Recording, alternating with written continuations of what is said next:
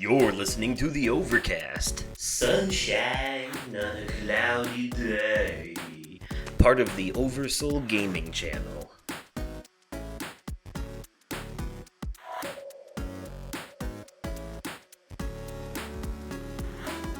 Hello there, everyone, and welcome to the Overcast, your joke-making, fun-having pop culture podcast. I am your host, Justin, aka Oversoul. I am your co-host, Nick, aka The Vaping. Yes, and like always, we are bringing you sunshine on a cloudy day. Still going with the Vaping Fiend for now, huh? I noticed you changed your name on Discord, but haven't changed it on the show. Not yet. Okay. Waiting for the right time. Okay. Maybe the Season 3 premiere. Maybe. Alright. Shall see. Well, cloudy days and all that. Been a few of those lately, but mostly sunny. Definitely cold, though. It is that time of year. Mm-hmm. And look, I don't care what anyone says. I know at the time of recording this, it is November 2nd, 8:50 p.m. Halloween has come and gone, but as far as I'm concerned, we are in what I like to call spooky season epilogue until Thanksgiving. Yes. Y'all can wait till Abso-fucking-lutely. Wait till Thanksgiving, then you can have your Christmas shit, because Thanksgiving is basically a prologue to Christmas, so... Tell that to the retail stores. Yeah, well, they were putting out Christmas stuff before Halloween even started, That's what I'm saying, dude! it just gets worse every year. It does. The commercialism. But... All I want for Christmas ain't what I want for Christmas. No, not yet. I haven't finished the Silent Hill 2 remake. Please don't snow yet, okay? I'm still on the spooky stuff. Well, not entirely. I've got pretty much myself jack shit for life updates, but I will say, work has gotten super busy lately because we have specials now, €2 for $8, and we introduced deep fried turkey sandwiches to the menu for Thanksgiving.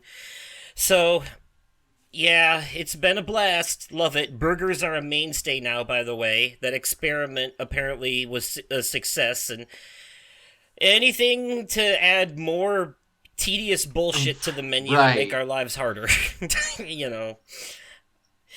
At this point,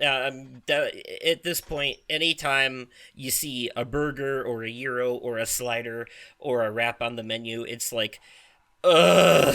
Yeah, it's gotten bad. No, people don't even come here for roast beef anymore. Yeah. They come here for everything but. So, it's insane. Although we do sell a lot of that too. Where's the beef? Yeah. Well, according to the commercials, we have it. Yes. But, yeah, so, there's that, and I didn't do anything for Halloween because I was working. Yeah, more or less, not really a whole lot going on. I haven't, I went out and voted early the other day, so I took care of that. That was that's about the most exciting thing I've done. Fair enough. Lately. Besides, though, that, like I said, I'm still playing the Silent Hill 2 remake that I reviewed in the last episode. Haven't quite finished it yet, but that's a slow burn game. That's a take it slow and steady one. That game. I don't know. I love it. I really do. But you know me, I'm a seasoned horror veteran. So when it's getting to the point where even I have to step away after a couple hours because I'm feeling gross, they did a good job. You know what I mean? Yeah. I feel so uncomfortable with this game. I can run through Outlast like it's no problem now. I've beaten that game 7 times, but this is giving me some. I'm like, man, I don't want to. Whatever that is around the corner that I hear squooshing, I don't want to see it. basically.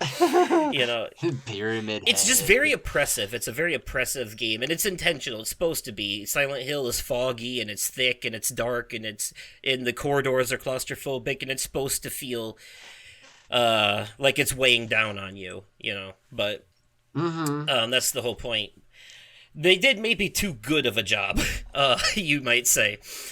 Anyways, though, I've been playing that. I haven't touched Metaphor ReFantasio since the first couple of times I played it because it's just such a long, long Persona-style JRPG, and I've got other games on my plate I'm trying to finish. So I will get back to it soon, though. But I made a little more progress in the Plucky Squire. I beat the Plucky Squire, by the way. So you got unstuck from your where you were stuck. Yes, Okay, I good. figured. I So figured it out. So, was it actually glitched, or were you just missing something? It was. I found a Okay. way to get back to the part I the save spot was right before that. I was able to go back to. Okay. Okay. Okay. Um. All right. So, okay. I haven't finished it myself, but I did. You can jump to different spots. That's true. That's true. You can. I I did learn though that with that game that there are some times where you know because you can leave the book and switch page, flip pages to go jump to a different page. Mm, I had read something online that said that sometimes there's like certain puzzles and stuff where you have to go out of the book and lift the page up but not fully turn it so that something will slide off of one page onto another or something like that. correct. And for a while I wondered if maybe that was the case with where you were stuck or not. But I'm No. glad you figured it. I'm glad you figured it out. Yeah. What chapter Um, are you on? I honestly don't remember. All right. Whatever the footage I used in the video version of this podcast of that episode where you reviewed it, that was that's the last time I played it. So, Okay. um uh but okay, yeah, so here's a crazy thing. See, you remember how you and I were both like yeah, after what was it, Gamescom, I think they put out another Black Ops 6 trailer, and we were both like, you know what? That actually looks good now. The trailer, like the campaign, the story Yeah. actually looks legit. It's Okay. out now. I haven't played it yet. So I You, have, and yeah, how is it? I'm genuinely I'm genuinely surprised at myself here. I am enjoying it. It's the campaign specifically. So a bit of advice for people out there: it doesn't work this way on the PlayStation for some reason because the way they have it set up is really stupid. But on the Xbox and PC, if you have Game Pass and you get the game that way, you can actually individually select which parts of it you want to download. So you don't even have to download the multiplayer. If you just want the campaign, you can download just the campaign by itself. So Really? how it works How big is the file for it? for the campaign for this, it was like 43 gigs. And Oh, that's not bad. with that and the launcher, it only took like 80 gigs altogether. So Huh. how it works is with the Call of Duty games now is there's a launcher, and the launcher is attached to the remake of the original Call of Duty. And so you open this launcher and that game is already pre-installed as an option, but then in the launcher there are different options. There's Modern Warfare 2, Modern Warfare 3, Black Ops 6, all of their multiplayers in Warzone, and you can individually select which ones you want to download. You don't have to, Nice. so you don't need 300 gigs. That's only if you have everything installed. But for just the Black Ops 6 campaign in the launcher, it only took me like 86 gigs maybe at most. So um, so I started playing the campaign a bit, and I'm surprised how much I'm enjoying it. I'm actually intrigued in the story because this is not a game about war. Really? This is a game about espionage. This is a because well, and from what I understand, this is how the Black Ops games are. The Black Ops games are different from the rest of the series because Modern Warfare and all that is about war, but Mm-hmm. Black Ops is about covert Black Op units that do shit behind the scenes. So Okay. it's a lot more like spy thriller stuff in the Black Ops games. And Nice. I can confirm that because the one of the missions I did in this game barely involved any shooting at all. I spent most of the mission going undercover as a journalist at a Bill Clinton rally because this is like 1999 Okay. and or 97 I think. And at a Bill Clinton rally, and I had like I was trying to get close to this one state senator so I could take a picture of his face and use the retinal scan from his eyes in the picture on this door underneath to open up this prison to break out this guy that we're trying to say to recruit to Okay. our team. You know, so it's very like James Bond, Mission Impossible type shit in this. I'm excited to play it. Yeah, Next go to play a video game, I'll have to just be like, "Hey, turn on the Xbox. Boot up Call of Duty." yeah, and well, the that's the other thing too is, and I think I sent you a video of exactly how to do that, how to make sure you Right. just download Yeah. that and the launcher. You know, it's actually pretty easy when you go into it, but yeah, I'm surprised at how much I'm actually enjoying it so far. As like this is really the first Call of Duty campaign I've ever actually played, and I'm into it. The story is intriguing because they think all your whole party are like traitors to the CIA, so Okay. they've gone rogue and they're like working undercover and shit. And it's yeah, so you're like on the run from your own government as well as this like mercenary group called the Pantheon. Um, and don't get me wrong, this is a first person shooter, so there is a lot of shooting. There are definitely sections where you're gonna be, shooting your way out of trouble, but there's also a lot of like stealth and undercover shit and like spy stuff. And it's not forced stealth either though. There are sections where they're like, yeah, you might have an easier time if you do this stealthy, but if you do get caught, you can just shoot your way through it. So, Yeah. you know, Right. but there were moments where like I would go through the whole beginning of the level stealthy, get to where I need to go. I would go on the roof, pick up the sniper, take out my target, and then on my way out, the alarm would go off, and I'd have to shoot my way out anyway. And yeah, there are scenes where I'm right in the back of vehicles shooting at people. I was on the back of a motorcycle shooting at people at one point. I was on the back of a Jeep and blew up a helicopter with a rocket launcher. Huh. This shit's nuts. Nice. Yeah, and now currently I'm in an open world section that takes place during Desert Storm, and this one gets a little more worry because it's uh based around something that actually happened. Desert Yeah. Storm was a real thing, but your group is undercover as this group called Delta Force at this point, and so like you're wrapped up with the soldiers, but you're not actually part of them. You're just pretending to be. But you go in this, it's like a semi-open world section where there's different spots you can go to, and they are like your goal is to go around and destroy these three missile launchers that are shooting down aircraft, but there's all these different icons on the map that you can go to and explore, and they lead to different side quests and stuff like an RPG. It's nuts.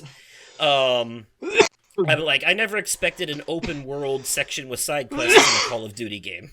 you know Right. I just it didn't seem like the type of genre to have that. So I am, yeah, I'm actually having more fun with it than I thought I would. Like I decided to try it reluctantly since it was free on Game Pass. And don't get me wrong, if this wasn't free on Game Pass, I never would have touched it. But I'm glad it is because, like, I don't regret the time I've put into it so far. you know, Good. yeah, I'm having fun with it. So yep, so there's that, and then Dragon Age the Veilguard came out recently. It's the fourth game in the Dragon Age series, and I bought it, and my mom has put more time into it than I have so far, uh, just because of my work schedule, but I'm enjoying what I've played of it so far. I will, I do have some caveats, but obviously none of my complaints are the same complaints that the ignorant bigots on the internet have. This game has gotten a lot of backlash for, in the character creator, you have options like pronouns and trans surgery scars and stuff like that. And oh, God forbid, one of your party members in this game is non binary. Oh, hell. So yeah, so of course it's pissing people off. There are some legit criticisms, I will say. I don't mind the art style. There's something about it though that feels off. It's very everything's really shiny and smooth, and I don't know why. It feels weird. And I will say, surrounding the non-binary character, there is one cutscene that is a little, as a non-binary person myself, Mhm. it's a little much, like, unnecessary. A character accidentally misgenders them, and then on their own, decides on their own, no one asked him to, decides on their own to do push-ups as an apology. And they're like, what are you doing? They're like, I'm just, it's just a self-inflicted penis, helps boost morale among the crew because she's a pirate. And I'm like, maybe that's a little too far in the right direction. You know what I'm saying? It almost feels satirical at that point. So so I'm like, but and there's a lot of people using that scene as an excuse to complain about the game, and I'm like, yeah, that's just like one cutscene in the entire game. Um, but yeah, it does feel, having played the entire series, like Dragon Age Origins was a very dark fantasy, very Game of Thrones feeling type thing. The world was being overrun by evil, you know, orc looking monsters, and there was like people were racist against mages, and there was a lot going on. But as the series progresses, a lot of that stuff gets tackled in the lore. Dragon Age 2 is literally you choosing a side in the war between the mages and the Templars. And then it just goes from there. So in this game, it's no longer a dark fantasy. The society of this world has evolved enough that it's become a high fantasy. They've mixed magic and science to create different technologies. So they have like floating cities and shit, and it feels more whimsical high fantasy than it does like gritty grounded dark Jeez. fantasy like it Okay. used to be. But I think that's just the natural progression, because this game takes place literally, like, I want to say probably a good 40 to 50 years after the first game. Yeah. So to to me that to me that's just the natural state of it. Takes place exactly 10 years after Dragon Age Inquisition. So a lot of time has passed since Origins for sure. Um to me, that's just the natural state of things. In the original game, everyone stayed to their own kind and everyone was super racist. But now you have elves and dwarves and humans and Kunari mating with each other and having, mixed breed kids. So it makes sense that things that would be the natural Mhm. progression, because it kind of is a fantasy mere reflection of reality in that way. That's how society progressed from medieval times and segregation into, modern technology and mixed races.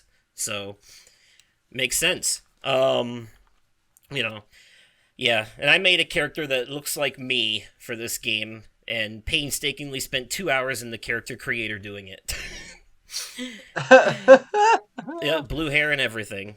So went Nice. with it. I chose a human warrior as my character for this one, but you can be a mage, elf, or sorry, you can be an elf, dwarf, kunari, or human, and you can be a warrior, rogue, or mage, unless you're a dwarf, because dwarves can't do magic. But otherwise, Okay. yeah. So, yep. And the game picks up pretty much where the Trespasser DLC for Inquisition left off, but I won't get into details now because spoilers and whatnot. But Yes. suffice it to say, the audience, everyone can expect sometime over the next couple episodes, I will have played enough of Metaphor ReFantasio and Dragon Age the Veilguard to give both of them a proper review. You know. Um, but I just wanted to mention that I was playing them at the very least, Right. because, that's all. That's all I really have going for me right now. So might as well mention it. Might as well bring it up. And I did play this little indie horror game called A Night on the Farm for Halloween and uploaded it like a one. It took me like 58 minutes to finish it. It's a very short game, so and that was fun.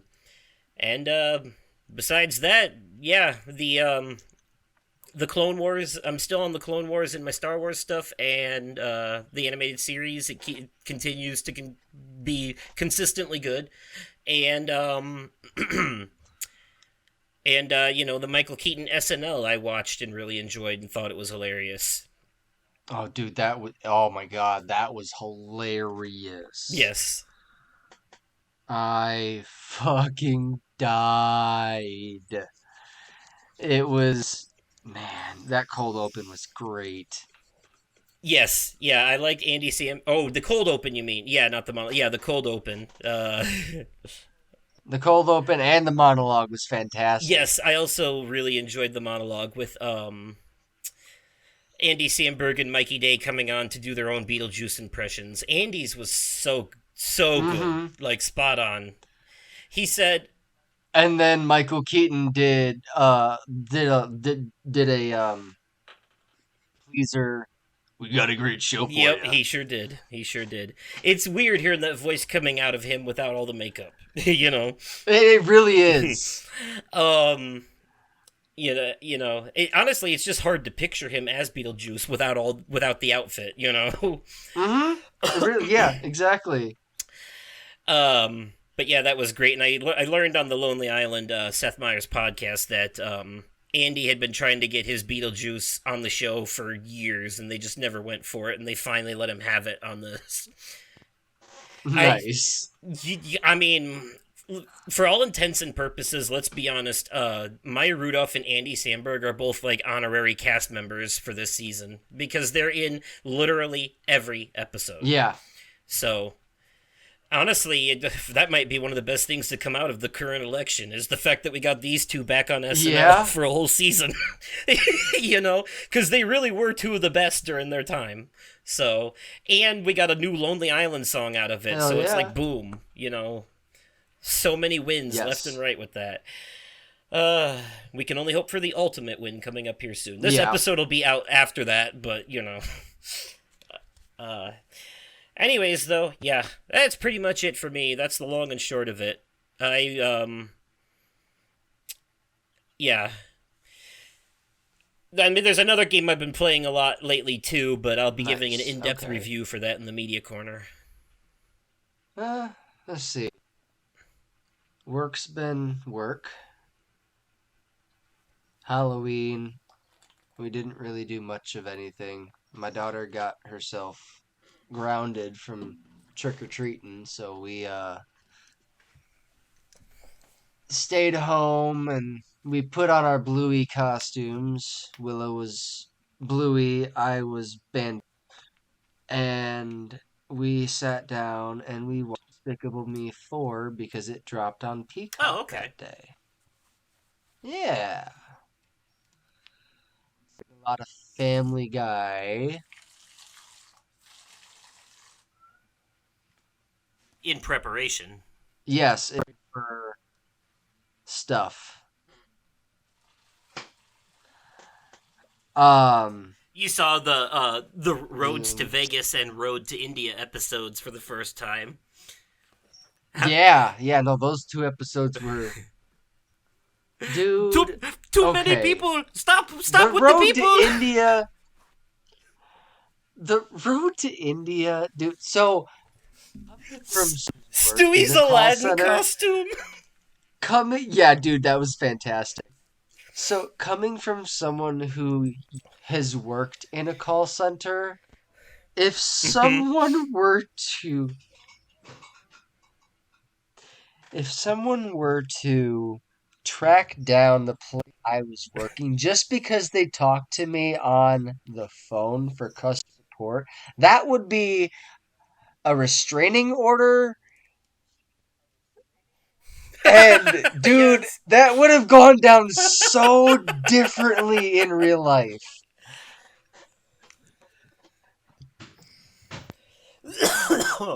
Yeah.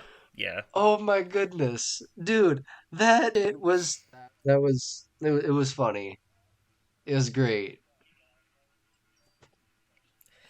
Yeah, and That the shit. uh the Roads to Vegas episode. I know Family Guy doesn't care too much about continuity, but we definitely. I'm not sure which one, but either Stewie or Brian is a different Stewie or Brian than the one that we'd been following up to that point now. Yes. For sure. That episode was A some. mind fuck. Yeah, that episode was a mind fuck. It was But something. such an original idea. Such a Yeah. creative Yeah. yeah, we're split into two timelines, one with good luck and one with bad luck. Right. Yeah, that was a cool concept. Mm-hmm. Oh, but what else is Uh, happening? no, there was a hockey game tonight, but I decided to miss this one. We're gonna bench my. We benched my ticket so we could use it as a flex ticket and if at a for a future game. Let's see. Very nice. Hmm.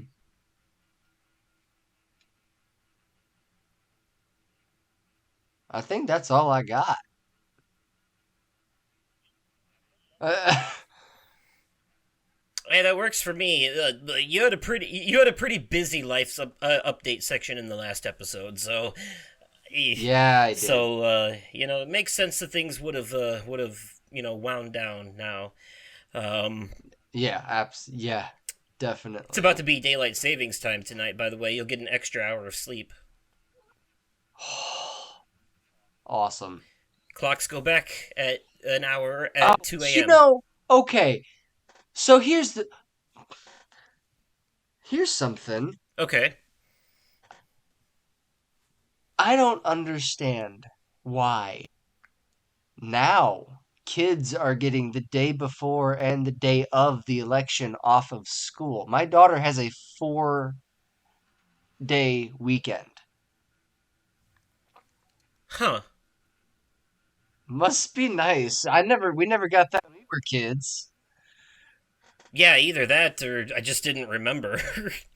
Right. Yeah, I don't know if.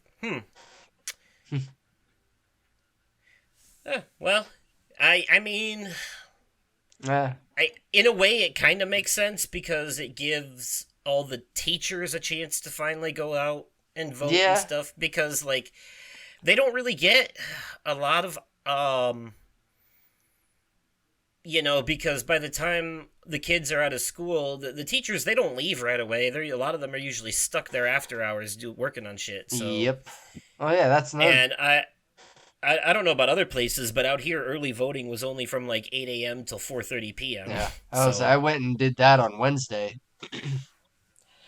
the actual election day voting's open till 7 p.m. So, Here, the voting polls are open until 8 p.m. on election day. oh, okay.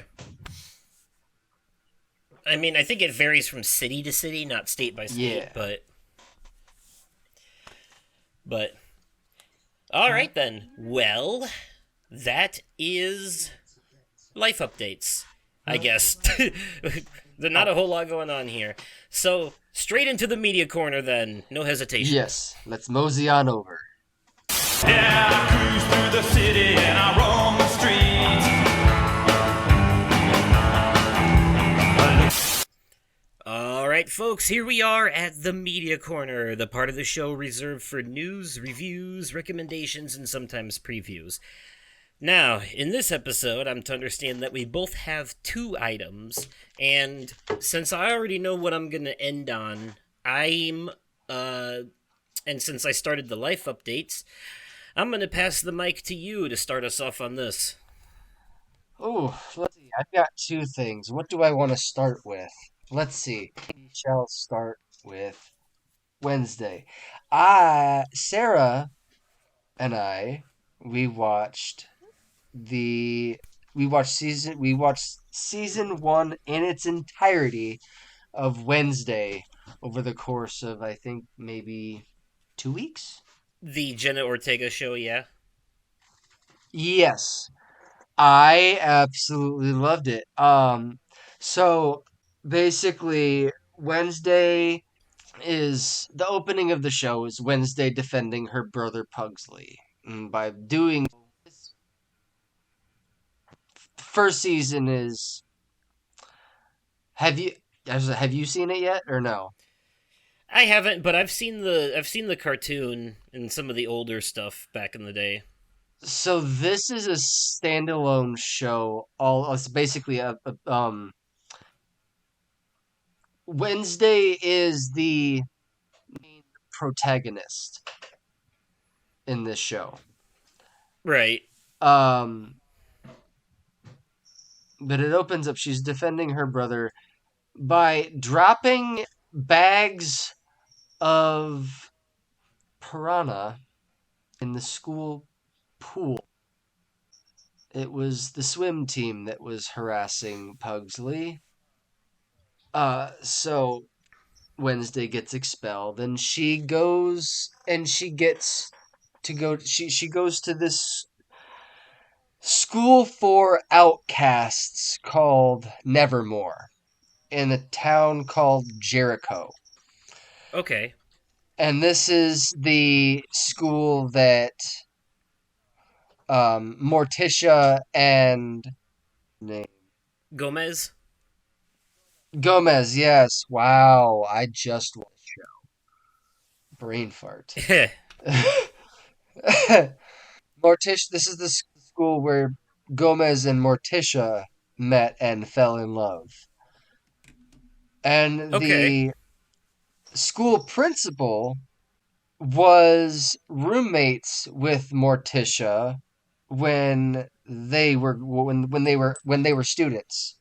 So when she knows exactly what she's getting herself into when Wednesday gets enrolled. Okay. It's an interesting show, but it plays out like a mystery, kinda. Oh. And Wednesday stops at nothing to uncover the truth. Okay. Yeah, I heard she was kind of a badass in this show, Oh, dude, it was so good. and there's also a dance scene that got really popular online. Okay, so what I think is really cool is it got so popular that has been this dance has been performed on ice. Oh. Okay. Yes, Interesting. I saw it performed on ice, and it's actually pretty damn good. Before, long, long before I even sat down and watched the show. It sounds like you really enjoyed it. Oh, dude, yes. Any a lot of pros. It sounds like any cons Cons? for you personally. I mean. Um, Personally, I can't think. Okay. My rating? Solid 10 out of 10. All right. This is Tim Burton we're talking about. Oh, did he do this show? Yes, he did. Okay. Okay. That whatever that man touches is flawless. well, we may have we may have an exception to that rule in our topic later down the line, but we'll see. uh, um. Okay. Well. Uh. As I usually do, I'll bring this show, season 1 of Wednesday, currently sits at an 8.1 on IMDb and a 73% on Rotten Tomatoes. So not bad. Okay. Yeah, Yeah, no, it's a fantastic show. I cannot wait for season it's 2. definitely on the higher side for sure. Yes. Okay. All right. Well, My first thing is I talked about it a little bit in my life updates in the last episode, but now we're going to give it a full on review, and that is the Nintendo Switch game Super Mario Party Jamboree. Um, Oh, yeah.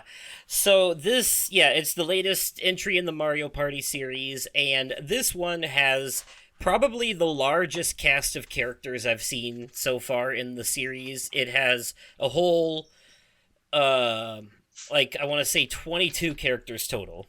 And for you to play as, it has a roster equivalent to Mario Kart at this point. nice.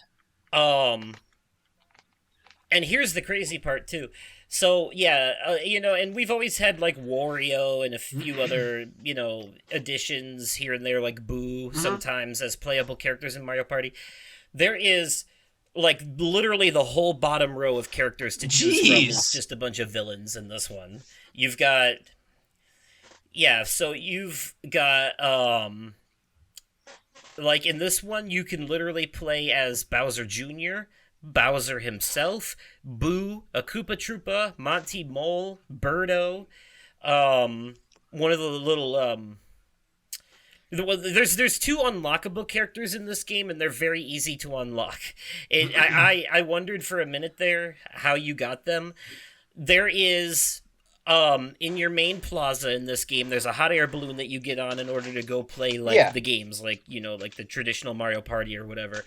When you're on the hot air balloon looking around at the different and when you're on the hot air balloon looking around at the different game islands, you'll occasionally come across some sparkles in the distance, and if you zoom in on them with the binoculars, you'll notice that it's a character you can unlock, and there's two of them. So for anyone listening, that's how you unlock these characters. You're on the hot air balloon, you just find them on the map, zoom in on them, and you unlock them. And the two unlockable characters are Pauline, who is not only the woman that Mario rescues from Donkey Kong in the original Donkey Kong arcade game, but is also the mayor of New Donk City in Super Mario Odyssey and sings the song from that game that got really popular during the retro Mario part. So she's playable in this, and then the other unlockable character on the villain side is a Ninja, which is from real throwback. It's from Super Mario Brothers 2, the one where you could play as Mario, Luigi, Peach, and Toad, and that's the one where you would like pick up plants out of the ground and throw them at enemies and shit. The little ninjas, these like just like little white creatures in these like black ninja suits with red buttons, and they would sometimes come at you. They're from that game, and that's one of the unlockable characters in this too. So yeah, you can be a Boo, you can be a Goomba, which looks really weird, really weird with some mini games because Goombas don't have hands, so how they're doing shit is fucking funny. Like when the Goomba is trying to play the drums, he's literally just banging his head on the drums. um. So, but yeah, then it's got all your traditional characters too: Mario, Luigi, Yoshi, Peach, Daisy, Wario, Waluigi, Donkey Kong. Okay. Rosalina is playable in this one too from Super Mario Galaxy. So yeah, quite a few options. Toad and Toadette are both playable here. So you might be wondering, well, if Toad is playable and Bowser's playable and Bowser Jr. is playable, it seems like a lot of the spots normally, give roles that they take in Mario Party are, who's taking those roles? Because Bowser, the Bowser spaces, if Bowser's a playable character, who runs those? That kind of thing. Well, this time the game is being hosted by Kamek, the guy in the blue wizard suit that flies on the broom and he's got the magic. So this time the game's being hosted by Kamek, and he created a giant imposter Bowser to take Bowser's place for the Bowser spaces. He also comes into play as a boss battle in the game later. So they mix some stuff. They mix some stuff up here. So this game has this game has a lot of shit going on, actually. There's a plaza, your home plaza, that you can decorate and customize once you unlock stuff to decorate it with. Then you get on the hot air balloon, and there's the regular Mario Party island where you play traditional Mario Party, and the boards in this one are great because the gimmicks are really cool this time around. There's an island board where every couple of turns the tide changes, so water will rise and it'll cut off certain paths so that you can end up getting stuck on an island running in circles for a couple turns. Because the water cut you off unless you have the right item to move somewhere else. Nice. There is a forest level where the giant caterpillar wiggler can move around at the ring of a bell and create shortcuts for you to get places easier. There is my personal favorite. There's a board in this one based on Mario Kart. There's a Mario Kart board in here. And it's a racetrack where you are legit driving cars around the racetrack with the dice rolls, and the star is always in one of the same two locations. There's a spot at the top where the path splits. On the top, there's a top route and a bottom route, and once someone gets the star on one route, it moves to the next one. Moves to so if it's on the top one, someone gets it, it moves to the bottom, and vice versa. You know, and each of these tracks have their own unique gimmicks, and they all have unique items too. Like each level has a unique item specific to that board that can be used to change things. Like there's a shell for the island one that can affect the tide. There's a Interesting. There for the racetrack one, there's turbo dice that gives you 4 dice you can roll to move further and faster. Yep. But the caveat is that you only stop for crossroads. So if you roll that dice higher than what you need to get to a star or something, you won't stop at it. You'll just go right past it. So there's there's a bit of strategy in this one. Nice. Yeah, there's also, the typical Bowser level that has to be unlocked. Okay. And then there's also, there is a shopping mall level in this one where you can take escalators and an elevator between 3 different floors, and every couple of turns there'll be a flash sale where a star is half off. And so are item shops are half off. Nice. So yeah. And then there's 2 unlockable boards in this one. Well, 3. One of them being the Bowser board, Bowser's Keep. But the other 2 are throwback boards. Mario's Rainbow Castle from Mario Party 1 and Western Land from Mario Party 2, which also saw a return in the last Mario Party game they put out. Yeah, which I think was Mario Party Superstars. Yeah. So, so here's where the Jamboree comes in.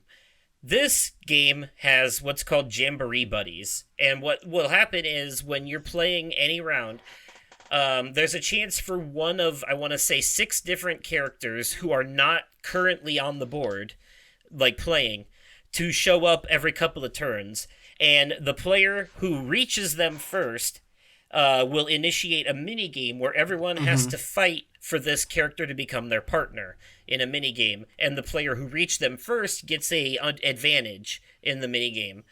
So there's a couple of, for example, if Donkey Kong shows up on the board and someone reaches him and initiates the mini-game, you'll go into a mini-game, like a rhythm game where everyone has to follow Donkey Kong's lead on hitting the drums. You just have to hit the buttons to the rhythm, and the player who initiated the minigame gets a bigger rhythm ring so that they can hit the rhythm easier, or in Wario's game or Bowser Jr.'s game, the player who reached them starts off with more points from the get-go to give them a head start. Stuff like that. And each character has a different thing. If Yoshi has a racing minigame where you ride a Yoshi up a hill and try to beat the others to the top. Wario has WarioWare trivia minigames. Mario has classic Mario Party minigames that you play 3 of them back to back. Peach has this thing where she puts you through a bunch of trials. Daisy makes you go through a fucking not obstacle course. It's a field day course, I guess you could call it. Each character has Luigi gets trapped in a haunted mansion and you have to save him by doing puzzles. It's literally each one is unique to that character, and if you succeed, if you win the minigame, that character joins you on the board and follows you for 3 turns as your companion. And what happens when you have a Jamboree buddy is each Jamboree character has their own unique gimmick. So at the beginning of your turn, for example, at the beginning of every turn, Wario will give you a random number of coins. Luigi will help you get a higher dice roll. Donkey Kong will give you the option to shoot you to a random space on the board with his barrel. Everyone's got something different. Daisy makes items at the stores half price. Shit like that. So when you have a Jamboree buddy with you, everything comes in doubles. So when you land on a space, blue or red, you normally gain 3 coins or lose them. If you are with a Jamboree buddy, it happens twice. You land on a blue space, you gain 3 coins, and then you gain 3 more for your buddy. Same for losing him, though. If you land on a lucky space, you get to roll twice for a lucky item. But on that same reverse note, if you land on, say, a Bowser space, and you have a Jamboree buddy with you, you have to deal with Bowser twice in a row. Jesus, okay. So it's both it's a double-edged sword, kind of. Also, if another player passes you while you have a Jamboree buddy, they can steal your buddy from you. So you have to pass them back up to take them back. But if you pass a star with a Jamboree buddy, if you manage to pass a star with a Jamboree buddy, you can buy 2 stars. And what's great about this is that if you get Peach as a Jamboree buddy, she cuts the price of stars in half. So if you get Peach as a Jamboree buddy on the shopping mall level, when there's a flash sale going on, you can get like 2 stars for 10 coins. Jesus. It's... Okay. Yeah, so there's some strategy going on here. I will say, though, what I don't like is that the game's randomization seems to be broken because I keep getting the same fucking Jamboree buddies over and over again, and if I have to see Donkey Kong show up as a Jamboree buddy one more goddamn time, I'm gonna lose my shit. Like, please give me someone else for a fucking change, seriously. He shows up way more than anyone else, and he's the most useless Jamboree buddy out of all of them, unless you're on the island level. That's the only time he's good. I believe it. Yeah, each of them have their strengths and weaknesses, but it's still... I will say the amount of bumfuckery that goes on in this, too, is also, like, absolutely insane. I remember... I went to a boo and paid 50 coins to steal a star, only to immediately land on, I think it was a Bowser space, and have him take that star from me. It was like... Nice. They kind of... It feels in this one... This is probably the hardest Mario Party game I've ever played, because it really feels like they've doubled down on the bumfuckery that it screws you over in this one in a lot of ways.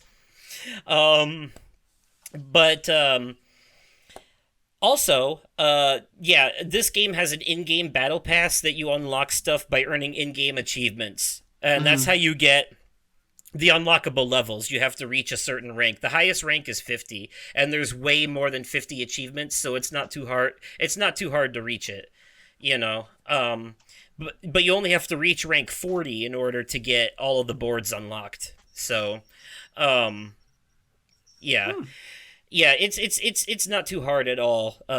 Ranks 10, 20, and 30 basically give you the boards, if I remember correctly. And, rank 10 unlocks Pro Mode. That's the other thing, too. This game has a version called Pro Mode, which is like a competitive mode. It's exclusively 12 turns. Normal Mario Party, you can choose anywhere between 10 and 20 turns. 10, 15, 20, 25, 30. But no, Pro Mode is 12 turns, and the bonus stars are exclusively who has the most coins and who move the most spaces, I think. And it removes all of the randomization stuff so that it's entirely skill-based. So no luck-based minigames, no boo spaces, no chance times, no lucky spaces, none of that, no Bowser spaces, none of that shit. Just a straightforward skill-based competition. And that's Pro Mode that you can play once you unlock it if you choose to. That they added in. There's other stuff too, because this game has motion controls. There's a Koopa Troopa paragliding thing that you can do where you're just like kind of flying around and collecting stuff. It's like a fun mini game. There's a rhythm kitchen section where you're basically doing a bunch of rhythm mini games back to back to try and get a high score against the computers. And there's a Koopa Koopa triathlon thing where you're racing around a board, but you're trying to collect coins to get further on the board. So it's got like your icon on the board and it's trying to get around, and you're doing these 3 mini games back to back where you're trying to get a bunch of coins to get further on the board and complete 3 laps to win. And then there's also a 8-player mode called I forget what it's called, but basically you and 7 other players go up against Imposter Bowser in like a special type of Mario Party game. So those are all different things you can do. And then, last but not least, this game actually has a story mode, a campaign mode, a single-player mode. What? Believe it or not, yeah, it's called Party Trek. In your plaza, you go over to the right, and Kamek's like, hey, we need your help setting up the boards. Do you want to help us? So you join him, and one board at a time, it takes you to all 5 of the new boards, not the two from the old games that you can unlock, only the new ones. But you go to each one in turn, and you walk around the board doing different quests for characters on the board and helping them set it up for the party. So you're like setting up the board to be played. And it helps you. I actually recommend doing this first before even going into Mario Party, because it actually helps you learn about the boards and stuff. And That's awesome. And you doing the story mode will have you run into each Jamboree character. Like, there are 3 of them on each board, and you will meet all of them through story mode and play each of their mini games so that you can see what they are. And when you meet the Jamboree character on the board and you play their mini game and you win it, they will be put in reserves for something later. Because your goal on each of these boards is to get 30 mini stars, and you may remember mini stars from Mario Party 10, the one where you drive around in the car. Yes, so I believe so. So they brought mini stars back from that for the single player mode, and you're just trying to get 30 of them. And when you get 30, a villain from the Mario series shows up and steals the mini stars, and then you and all the Jamboree characters you've recruited on that board go into a boss battle against them. And you don't have to have the highest score in the boss battle. It's completely cooperative. You and the NPCs work together to beat the boss. So, but it does unlock, there's a mini-game island in the game you can go to, and after you've beaten all the bosses in story mode, you unlock a boss rush mode on mini-game island that is competitive.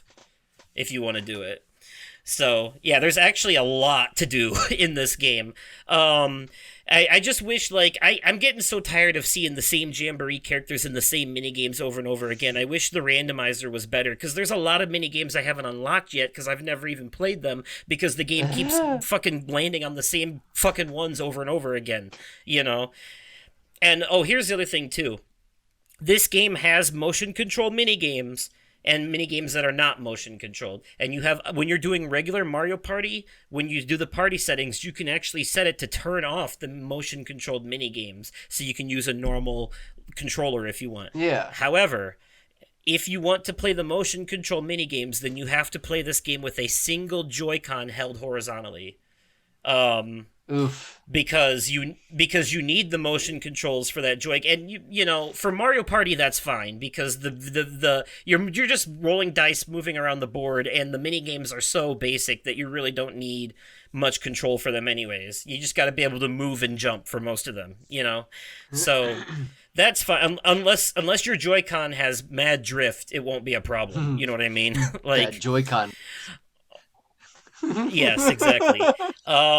Which one of mine does, so it's become a problem, because those stupid fucking emotes that they added in the last one. You cannot, like, that screen of emotes keeps popping up for me because the joystick keeps moving itself, and it's irritating. But I will say this, for story mode, you do have to use motion controls to do everything. That is, if you're trying to 100% it.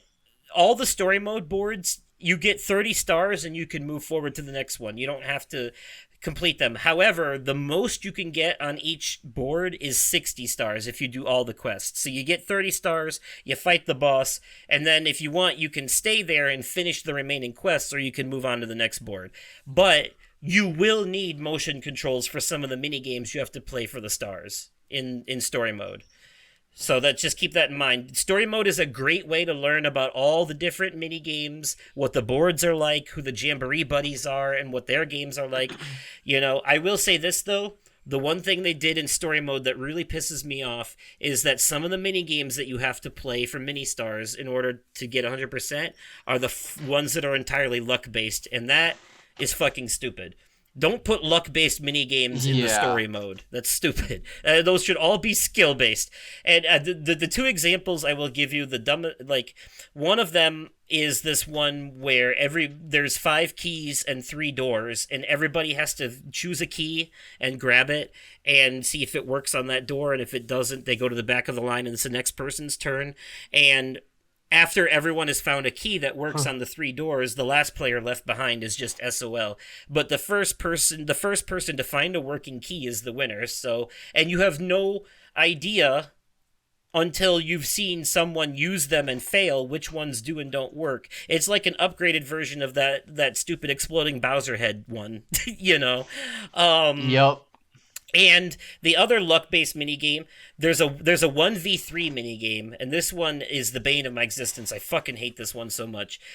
It's a 1v3 minigame where the player by themselves, and in story mode, by the way, in 1v3 minigames in story mode, you are always by yourself. So in this one, it's this thing where there's 4 circles, and you have to choose which one you're going to hide in, and then the other 3 players have to guess which circle you hid in, and then when you pop back out, this hammer will go around, and all the spots that they chose, the hammer will come down on it, and all you can do is just fucking pray that they didn't pick your spot. Yeah, because if you get hit by the hammer 3 times, then they win.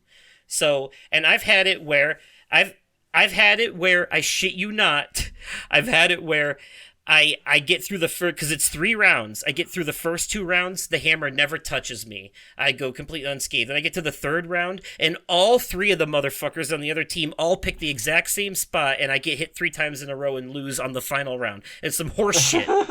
Like, there's no fucking way they all pick the same thing. The game is cheating. There's shit. So there are a couple of quests in story mode that started to really irritate me. And then also one of the motion control ones, I will tell you this. There are 2 mini games that if you're holding the controller, if you're doing motion controls, there are 2 mini games that require a pedal motion. I'll be goddamned if I can fucking figure out what that pedal motion is, because I've tried every which way and it doesn't work. So I went online and looked up a video of how someone did it, and it's way easier if you just hold one side of the controller in one hand and rotate it with the palm of the other hand in fast circles. It's much easier that way. Everything else is fine. There are some mini games in this I really like. There's one mini game, it's a motion control one, but it's really fun. That's like a golf one. And basically there's a golf ball on this little course, and you hold the controller and you tilt it to roll the ball around the obstacles and try to get it in the hole before the other players do. That one I really like. There's a motion control one I like where you're hammering nails into a bench, and you have to like swing you have to hold the controller vertically and like swing it down like you're slamming a hammer in order to get it in there.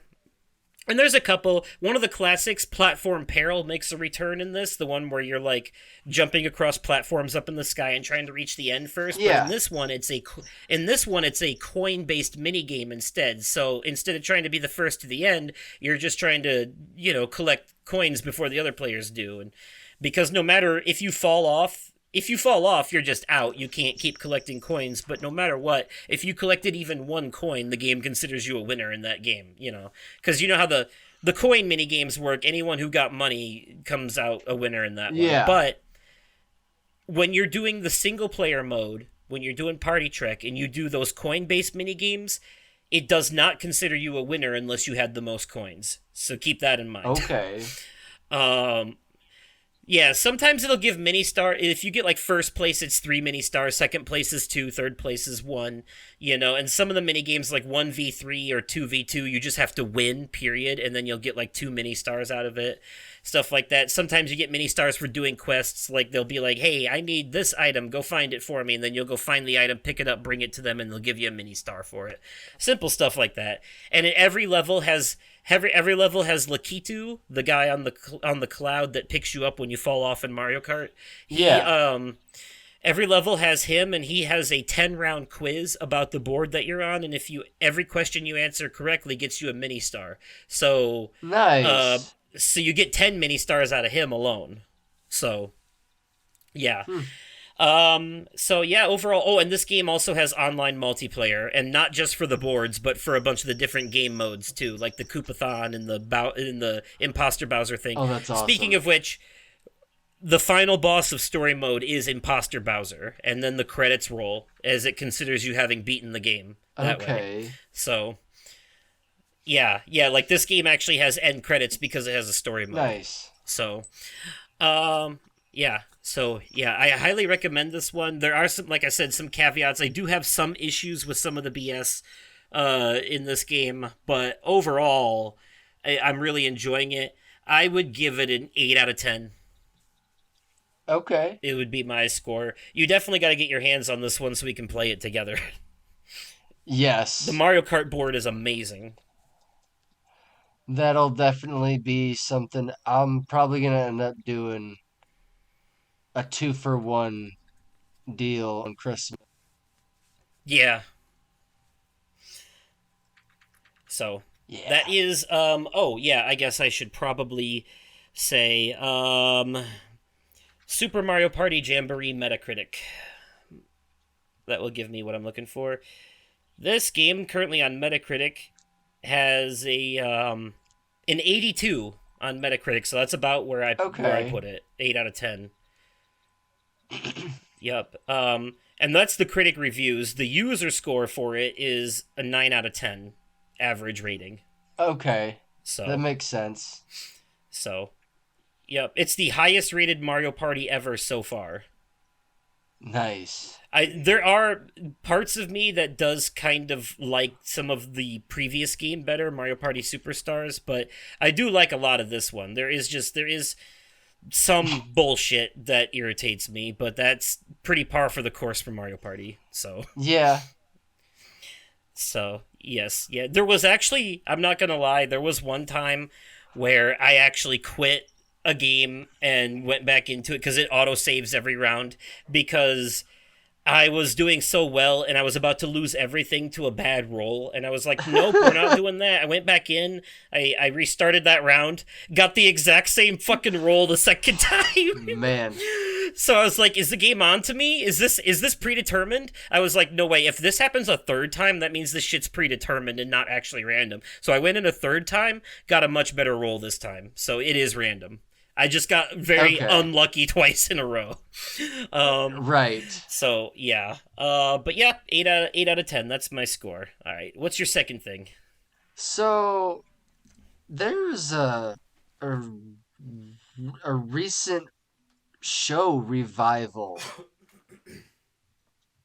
like an early 2000s show that they revived on Disney Okay. called Wizards Beyond Waverly Place. Oh. Ho ho ho. So the story is it is Bruce's birthday. Wife and kids have no idea that he is a wizard. Alex shows up. Selena Gomez made a return for all of maybe a minute or two in the first episode. And then that was it. That was all we saw of Selena Gomez. But it was nice that she made Okay. that it was nice to see that she made a cameo. Um Alex brings a wizard student for Justin to teach. Now keep in mind Justin's wife and kids don't know about that part of his life. Ooh, scandal. So so I forget how. I'm not gonna go into the details because spoilers. It just came Right. out, but there was some familiar face. There was not many familiar faces at all. Like a majority of the characters in this show were all brand new characters. Oh, okay. There's like 8 or 9 episodes, and I watched all of them in one day. The day it dropped, October. Okay, damn. I think it was good. I like the chemistry these characters have. Justin's boys, his two sons, are definitely the apple does not fall far from the tree. Just nerdy is their Okay. dad. Love it, love it. I think they could have done more with it. So More as in maybe there was something specific you were hoping for that they didn't do, I or was hope. So there was one person that I was hoping would make a comeback but didn't. okay.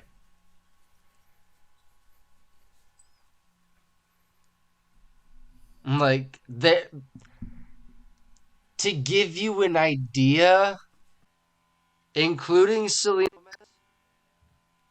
there's a total of 3 familiar faces. Oh, okay. Justin is a recurring character in every episode.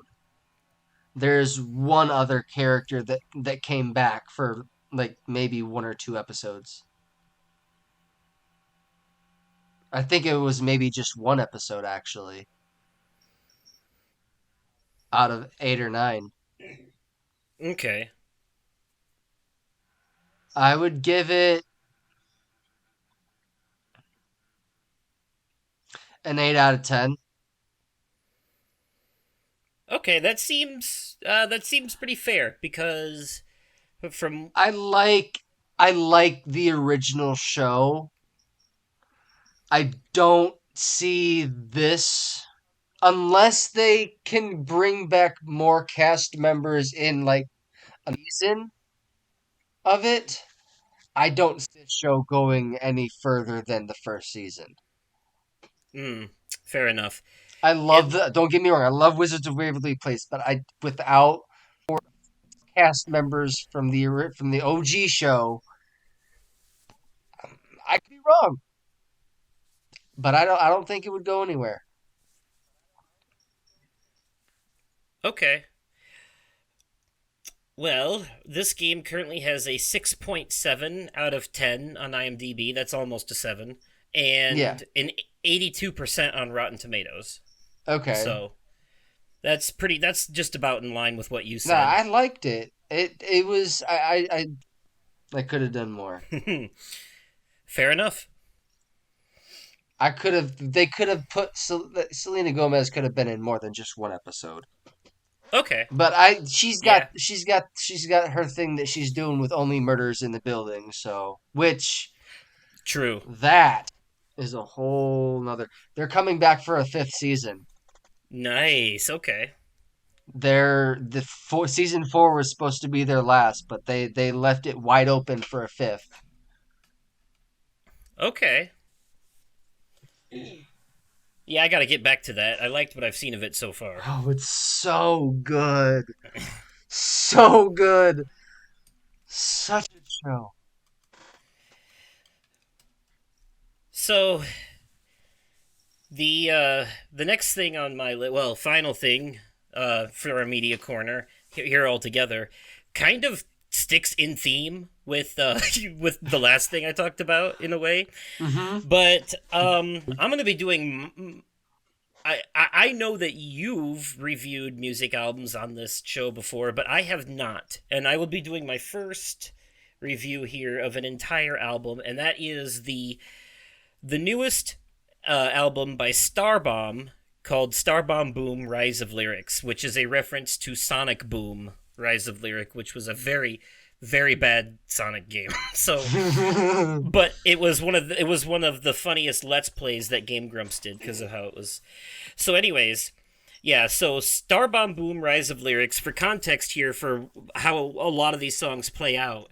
The band for this album is made up of Aaron, aka Ego Raptor. He does most of the rapping. Might as well call him Ego Rapper at this point. And Danny Sexbang from Ninja Sex Party, who does most of the singing, but also the other half of Ninja Sex Party, Ninja Brian, who, you know, his gimmick used to be that he was pretty silent. He never did anything, but he's actually got a lot of lines in this album. Okay. Which surprised me. So, because usually he doesn't say any. There was actually a joke in one of their older albums where they were like, Ninja Brian, would you like to explain copyright law to our listeners? And then it's just like 3 seconds of silence, and they're like, thanks so much. You know, like, so, you know, that used to be his thing, is he never talked. And then he does, in this album, not only does he have a lot, he's got his own skit and his own song on this album, but we'll get there. But so, yeah, so, for people who don't know, Ego Raptor and Danny, or Aaron and Dan, also make up a Let's Play channel called Game Grumps. They're the two hosts of it, where they do Let's Plays together, and they are pretty fucking hilarious, the two of them. So, for the first time in their history, because this is their 4th album, they actually did some songs on this album that were based around some actual videos of theirs, some Let's Plays. Like the story behind it is funnier when you know the context of what happened. Of course, though, they also, as usually as their gimmick, Starbomb is what I would call the Lonely Island of video games. They basically do immature comedy rap about video games, and a lot of it is them just making jokes about different aspects of the games themselves, or putting characters in certain situations. A perfect example is in their very first album. They did a song called Luigi's Ballad, where Luigi was professing his love to Princess Peach via song, and then Mario comes in and starts rapping a bunch of heinous shit and interrupting Luigi's attempts to get with Peach, and it's just fucking hilarious. It's probably one of the best things they ever did. In their last album, they did a song called Welcome to the Mario Party that sounded a lot like a famous Snoop Dogg and Dr. Dre song. And this one was basically Mario rapping about all these Nintendo characters at his mansion having a party, and how Luigi's not invited because he's lame. And it was just, yeah, it was great. They've done stuff like that. They did a song about a Tetris piece being pissed off because he's the long piece and his friends only ever want him to hang out when they need him to complete the puzzle. You know, that's all. They just use him because he's the most useful piece in Tetris. So they take stupid, obscure ideas like, oh, that's the most useful piece in Tetris. What if people were using him? You know, and he goes to therapy and shit like that. So they just take the most obscure, stupid ideas and turn them into songs. At least that's what they used to. I'll be honest. This album, however, a lot of the ideas really just feel like Aaron being horny about everything. There's still a lot of sex shit here. And you know what? It's not the first time, because they actually did a song in their very first album about how Kirby sucks everything up, and they were like, what if Kirby plus my dick? You know, it's just stupid. So they've always had that stupid juvenile aspect to them, and I'll be honest, I like Starbomb, but I probably only like about 4 of the songs on every album. Everything else to me just comes across really stupid. So I might be a little harsh on some of this, but I'm gonna go through. I'm gonna go to each song on this album individually because it's not a long one, and kind of give them an individual rating and talk about, and then give the album rating as a whole. And I know you listened to this, so you'll have some context for what I'm talking about. Yes. And for the folks at home, there will be a few audio clips from some of the songs to give context for what I'm talking about. Because some of them, even though the lyrics are dumb as fuck, the actual music is really good. So, um, they start off with just a little intro skit. Oh, damn, it's a new star bomb, and they just kind of like they make fun of themselves for thinking that they would never do another one because the last album, the Triforce, was supposed to be the last one. Complete Yeah. the Trinity. So, it's just kind of self-deprecation. I'm not gonna rate the skits because they're not songs, but that's Right. So, and then they're like, all right, now let's say our name, and out of sync, they all say it at different times, and intentionally stupid, but. Yes. Then they kick off with what might be, in my opinion, the only objectively good song on the entire album, and is my personal favorite by a long shot, and that is Pokemon Smash or Pass. Everything about this song just fucking works. The humor, the flow, the beat. I can actually understand everything they're saying. There's a lot of songs on this album where the lyrics get drowned out by the music, and it really pisses me off. I can't understand some of that.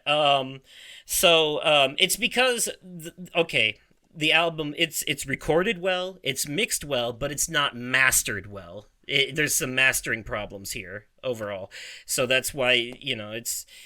Yeah, and it's just sometimes the way they do their lyrics. But this one, absolute gold. And the story here is there was a trend going around YouTube a while ago called Pokemon Smash or Pass, where famous Let's Players like Game Grumps and Markiplier would look at a list of Pokemon and decide whether or not they would smash or pass on those Pokemon. It was meant to be absurdist and funny. It was obviously not. No one's actually going to have sex with a Pokemon. Right.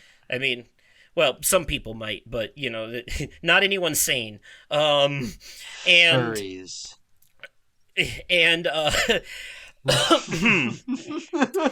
and but like the whole thing was just meant to be comedic, but it was a real thing that happened, and it was supposed to be like what makes it funny is obviously people are gonna say pass. Like I watched Markiplier do it, and he was like pass, pass, pass, pass, but every once in a while he would stop, and he would think about it for a minute. And then he'd be like, pass. It's just, that's what made it funny. But when the Game Grumps did it, Aaron just kept saying smash to everything because he's a horny bastard. And, and like, that's just his thing. But with the Game Grumps, they're a yin and yang. Aaron is the immature sex joke, juvenile humor one, and Dan is the more mature, like, he's the one that has to keep Aaron in check. He reins him in. He balances him out. It's like the Justin Roiland and Dan Harmon thing. And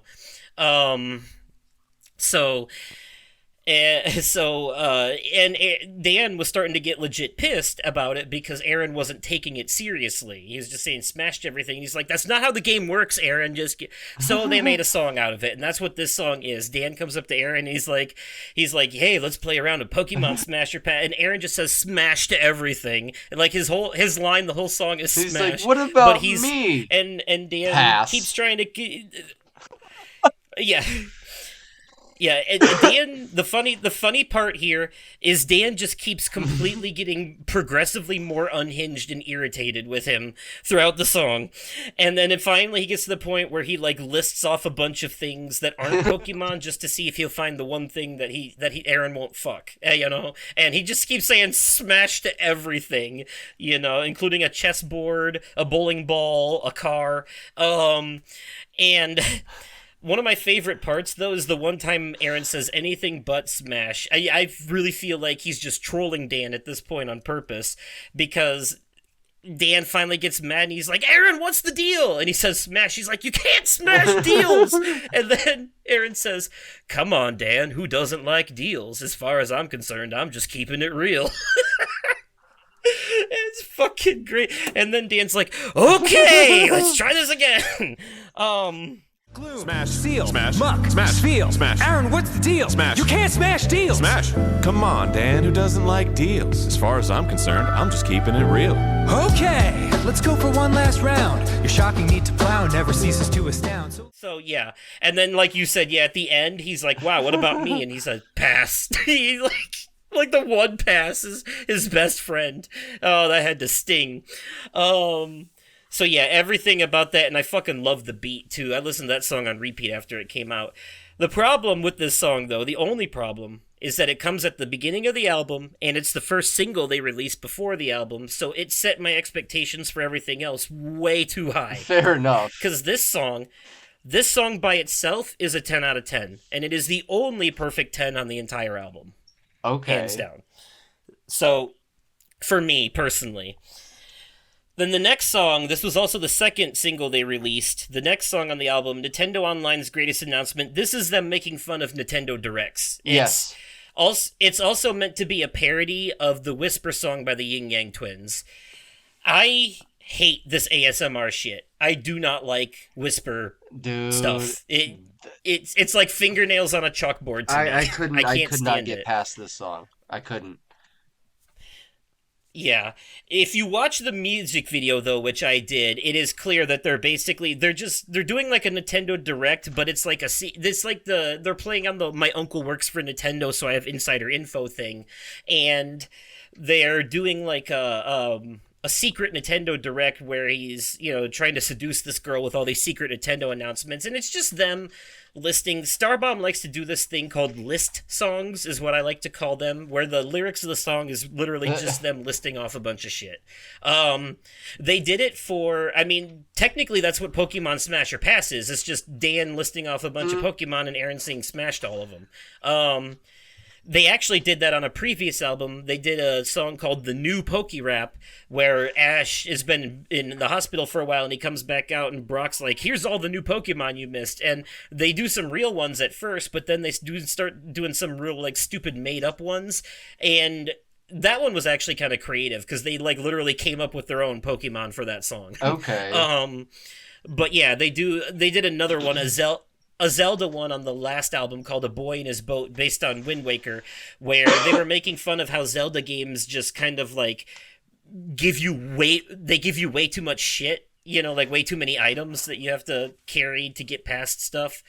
And yeah, that song, it was literally just them listing all the items that he was going to need for his adventure. And then at the end, he has so much stuff that his back ends up breaking. So... yeah, so Starbomb likes to do what I call list songs, and there's an assload of list songs in this album, and this is one of them. Nintendo Online's Greatest Announcement, but yeah, they list stuff like Plurm and Super Plurm and Squark and the remake of Squark. I know this shit's real. There were a couple that got a chuckle out of me, like Mario Teaches Wiping, I thought was funny. Yeah, but the music video ends with a Nintendo ninja coming to put a stop to them, and Dan trying to fight him and getting thrown out the window, and then Ninja Brian fighting the Nintendo ninja and winning. But yeah, it's weird. All these songs have a story, which is the funny part.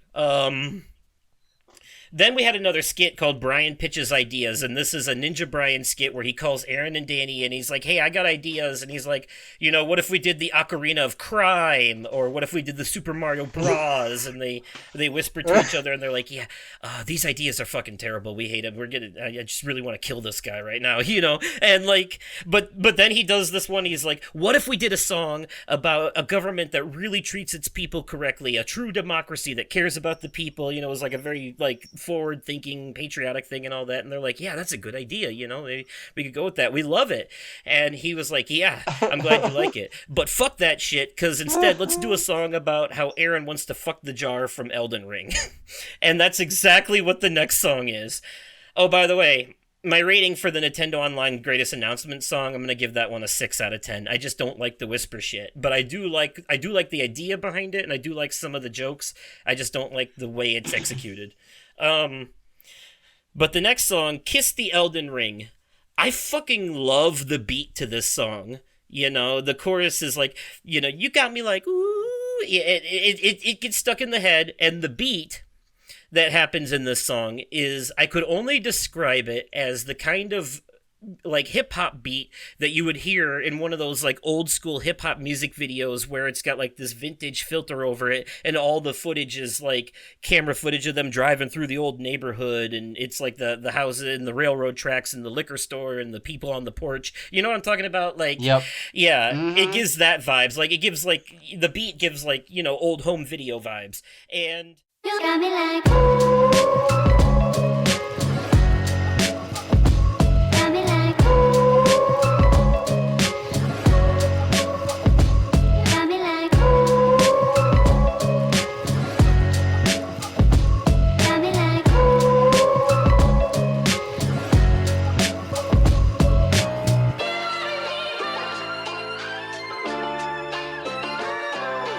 There's a little game and it's called Elden Ring. It's got a world and a story that is making me sing. They got you know, like old school hip hop, but then it comes in and it's fucking Aaron in the world of Elden Ring, where there's all of these like different attractive female characters hitting on him, but he wants to have sex. He's attracted to a fucking monster in the game that is a jar with arms and legs that picks up the putrid rotting flesh of its enemies and sticks it inside its jar hole in the top of its head. And it's so fucking stupid because it's like they know how dumb it is because they don't even put effort into the lyrics, because there's one part where he's like all of my dead enemies I put up inside me, and he's like, damn, that makes me want to be up inside you. If I let you kick my ass, could I be up inside you? Like, what the... And, you know, it turns out, I guess, Aaron is a pansexual, but the kind that's attracted to cookware. I think that's part of the joke. And then, yeah, so it's got Aaron as and then Dan plays the voice of the jar in this one. But then the song ends with him going to ask the jar guy out on a date and seeing a much bigger giant monster version of that creature. And he's like, whoa, that one's bigger. I'm gonna go for that one. And then it lifts up his foot and kills him with it at the end of the song. It's so fucking... There's a music video for this one too, by the way. Is there? And yeah, and Bandai Namco commented on this music video for this song, and all they said was, wow. That's amazing. That's the publisher of the game, by the way. From Software, though, the developer has not commented on it yet. This is a song where I really love the beat, and I'll admit, there are a lot of songs on this album I truly hated the first time I listened to them, despised them, but as I listened more and more... some of them started growing on me on repeat listenings. You know, it's kind of they got like the gorilla syndrome where, you know, it starts to, yeah, it's, you know, the more you listen to it, the more like, you know what, now I kind of feel it now. This song is one of those for me. I hated it the first time I heard it, but on repeat listens, I'm like, you know what, it's not that bad. Kind of gets stuck in your head. You know, it's got a good beat. The lyrics are dumb as fuck, but like, everything else about it is great. And, so I'd give Kiss the Elden Ring a 8 out of 10 individual rating for that song. Okay. Because I do really like the beat and how it opens. The next song, Mario a la carte, I enjoy the premise. Yeah, I enjoy the premise of this one a lot because this is about a NASCAR racer who goes into a Mario Kart race and ends up getting fucked up bad by like turtle shells and lightning bolts. You know, at one point he gets run over. And this is another song on this album, by the way, where the beat, like the music that plays, feels really fucking familiar to me for some reason. Like, it just feels like something I've heard before. And I think they're kind of going for a Beastie Boys vibe on this one, maybe, because it's that monotone slow rap over a kind of like upbeat rock beat, you know?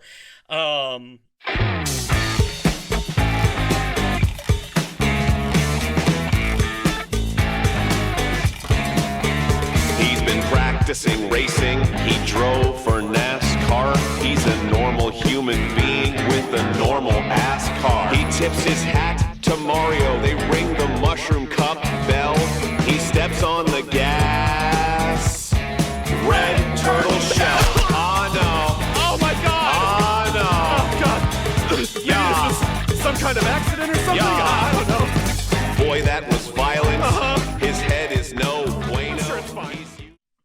and it just, and yeah, I love how monotone is it. I love how monotone it is.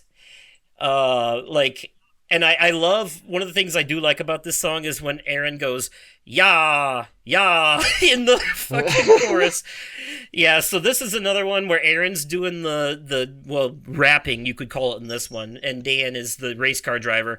But this is one of those ones where it doesn't stick the landing for me because, of course, it has to end on a stupid dick joke, and that's just, I mean, I get it, it's them, it's what they do, but that shit always, like, it's not as bad as the next song though, but like the fact that they did that, the Candace dick fit in your mouth, like, okay, and I could have maybe been okay with that if it wasn't for the stupid Gen Z Gotti lingo at the end, that they threw in there.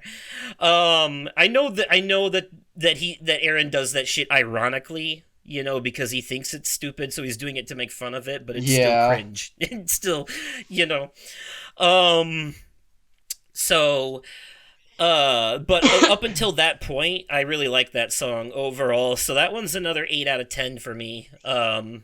It may be a little too short. I think they could have done a little more with it. The next song, The Biggest Dick in Hyrule, this is their 4th Legend of Zelda song in a running series that they've done on the albums, and this one is about Breath of the Wild. And the concept of this song is that the actions that Link has taken in Breath of the Wild, like raising towers and eating apples to heal and stuff, has actually caused the villagers stress. He killed this woman's family because their house was on top of one of the towers he raised, and the orchard guy, he ate all of his apples and fucking. By the way, this is one of the songs that Brian is in. He plays the voice of the orchard guy.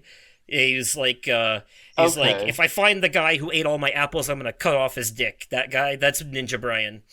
In this one, I thought it was Dan at first doing a voice, but no, that's Brian. So yeah, Aaron, Dan, and Brian all have lines in this, but I actually like the concept of this song a lot. Like the idea that Link's actions are causing collateral damage, because that's something I've noticed in other games too, and that he's actually having to like face the victims of his actions in this song is pretty fucking funny. He's like. He's like, I've learned all kinds of recipes, and the woman's like, oh, that's nice, I'll never feel my husband's touch again, That was like, ooh. Yes. And this is another one where I can actually understand the lyrics, so I like it.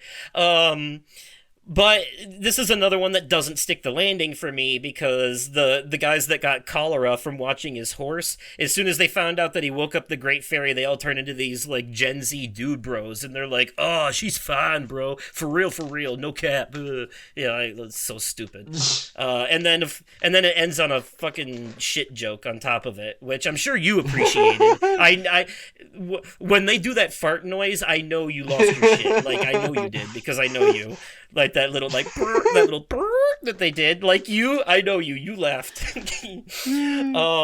But yeah, that's not for me. But I'm gonna give this song a 7 out of 10 though, because I do like it up until that point overall. Fair enough.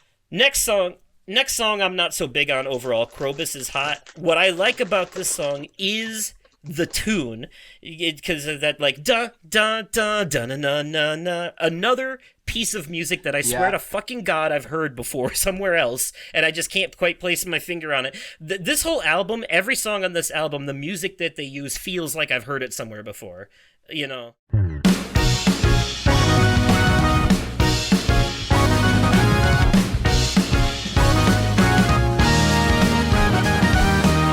Just inherited this place from my grandpa. Looks pretty chill, living simple on this little farm. Stardew Valley's gonna. Yeah, I wasn't a big fan of this one either. But I like the music here, but the story for this one is, it's based on Stardew Valley. First of all, a lot of the jokes are completely lost on you if you don't have context from that game, which I didn't. But I'm to understand that, people who have played Stardew Valley, they get a lot of this feels like Aaron bitching about shit about the game that he didn't like, like the Queen of Sauce and the fact that Pierre's store is always closed and his chickens died because they couldn't get the food he needed for him. But But they completely deviate from all of that when he starts falling in love with a sewer monster called Krobus, and then moves in with him, realizes that he's not happy with him after all, and then kills him, and then kills witnesses to him burying him. And then the spirit of his grandpa, played by Brian, shows up to tell him that he gave him this farm in his will because he hated him and wanted him to suffer. So, Yeah.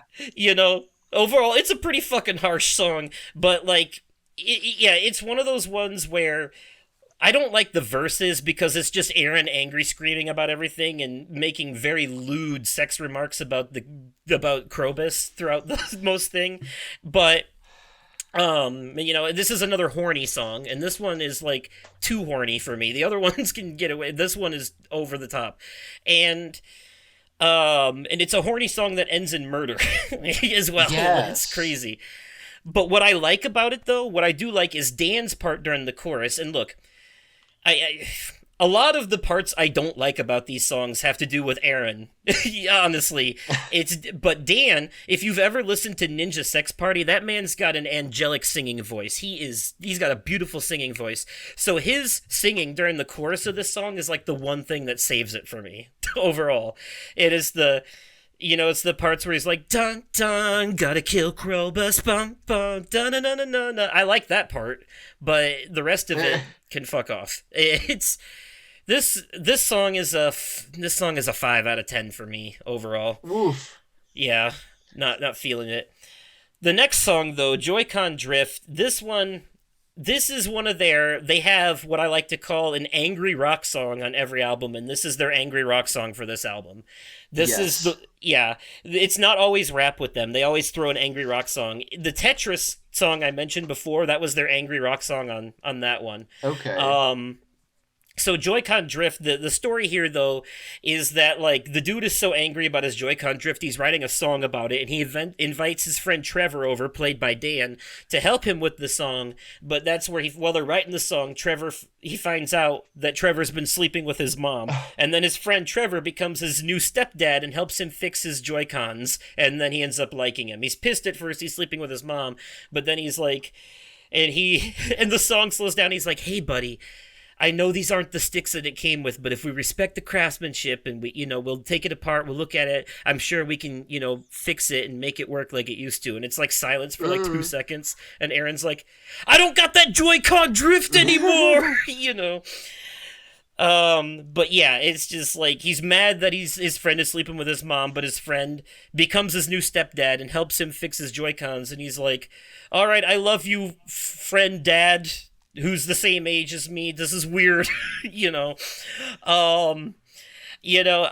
like the story behind this one. I like the joke. I think it's funny and entertaining. The execution though. I'm not a big fan of these screaming rock songs overall. Right. That's not what I come to Starbomb for.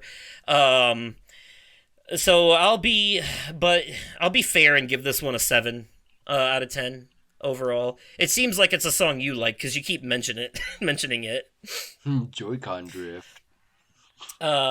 Sonic's Last Ring. This is another one of the ones I actually like on this album. Sonic's Last Ring. This is a Sonic the Hedgehog song. Of course, there's one every album, and in this one, they're making fun of Sonic and Amy's relationship. They finally decide to tie the knot. They're gonna get married, but what they're really making fun of is all of the weird, obscure characters that have popped up in different Sonic the Hedgehog games throughout the years. And a lot of these that they list, like Charmy Bee, are real, but of course they throw in stupid jokes in there and like list their owns, because the idea, they start off with legit names of different Sonic characters from different games as they're making the list for the wedding invitation. But then they start doing comedic hyperbole, over exaggerating, and going into all these stupid names that aren't real, like David the Cum Stain and Steve the Toilet, and shit like that.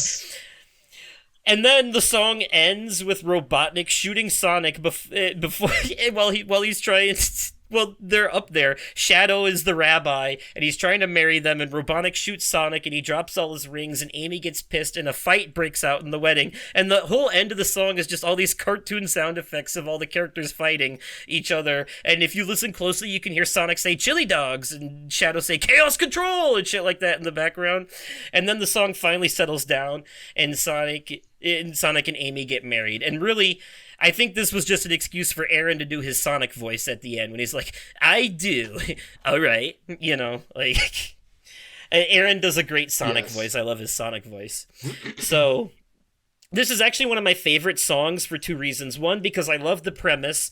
I love how silly it is overall. Yes, it's another list song, but it has a good point. There are way too many fucking characters in the Sonic games now. And on top of that, I really, really like the music for this one because the beat is like bum, bum, bum. Bum, bum, bum, bum, while the keyboard in the background goes dun, dun, dun, dun, dun, and it's just a very catchy, very snappy, like upbeat, like fun beat. I really enjoy it.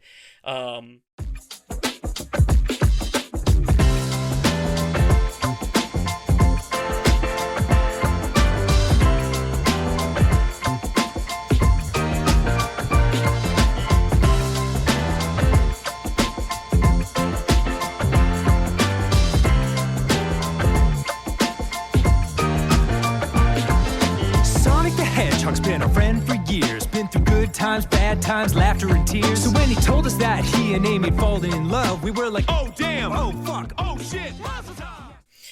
And so yeah, I'm gonna give this one a 9 out of 10. Sonic's Last Ring gets a 9 out of 10 from me. Okay.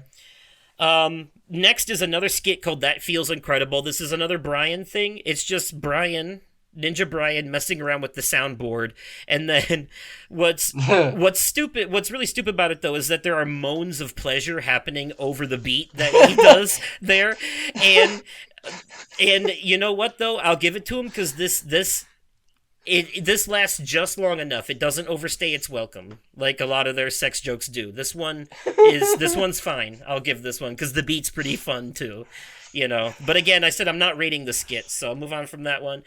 My second favorite song on the album, and another one based on an actual Game Grumps Let's Play, Wheel of Misfortune. This, in my opinion, is by far the funniest song on the whole album. It does kind of devolve into juvenile territory near the end, but overall, it's funny to me because I've seen the Let's Play this song is based on.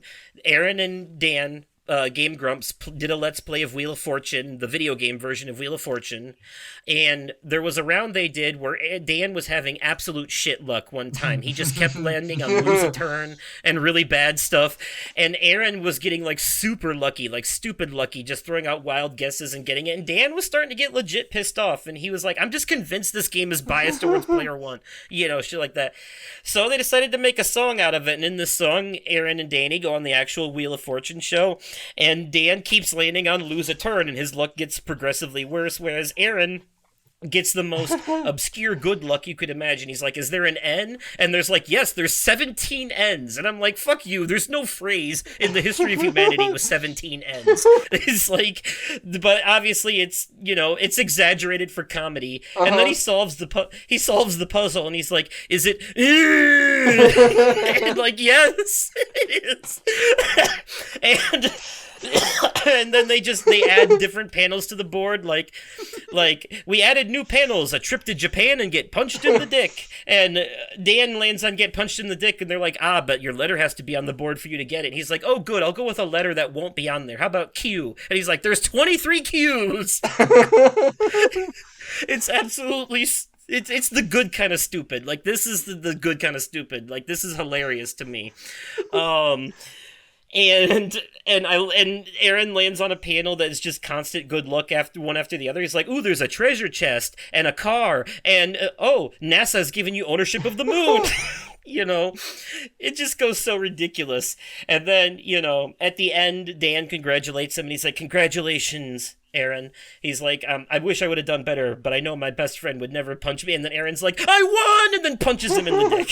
You know, like, you know what? I'm gonna give them a pass on that one because I feel like that's an example of them doing that and actually sticking the landing with it for once. So yes, this song is probably it's not my favorite song on the album because that's Pokemon Smash or Pass, but this is my second favorite and by far the funniest song on the album in my opinion. Wheel of Misfortune. So I'm giving Wheel of Misfortune a 9.5 out of 10. Okay. For it.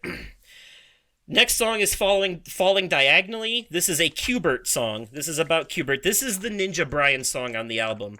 And I didn't like this one the first time I heard it, but the more I listen to it, the more I do. I really like the beat, because it's just this very low rumble beat that's like just like a boom, boom, boom, boom. And I really like that. But what I find interesting is that this isn't really trying to be a song or a rap. It's more of a spoken interlude over a beat, and it's just Qbert getting progressively more pissed off at how shitty his life has become. And the joke here is that if you've ever played a Qbert game, when Qbert dies or gets hit, he like curses, but on the screen in little speech bubble, it's all like symbols to censor the cursing. So in the song, whenever he curses as Qbert in the song, they censor it with actual Qbert noises from the game, which I thought was kind of clever. Clever little throw in there. So yeah, but this is basically a song just about Qbert being a badass and swearing a bunch, and then all those swears being censored with video game noises. But I like the beat. It's hard to explain how the vocals are presented. Like I said, it seems more spoken interlude, but as Qbert gets more angry and unhinged throughout the song, he starts to get more loud and staticky, I guess you could say. And I do it's hard to place my finger on it entirely, but I know I've heard at least one song in my life that feels like that. Hey everyone, future editing Oversoul here. So, just wanted to pop in real quick to say that it eventually hit me what this song reminds me of. And it's a mixture of Muse and Nine Inch Nails is the sound. The beat is very Nine Inch Nails sounding. And it overall sounds like a song Nine Inch Nails would have done.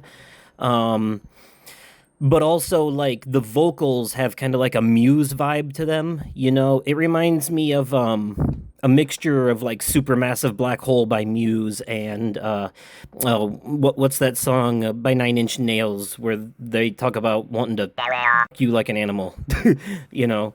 That one. I forget the name of it. But anyways, yeah. Here's a clip from the song so you can see what I mean.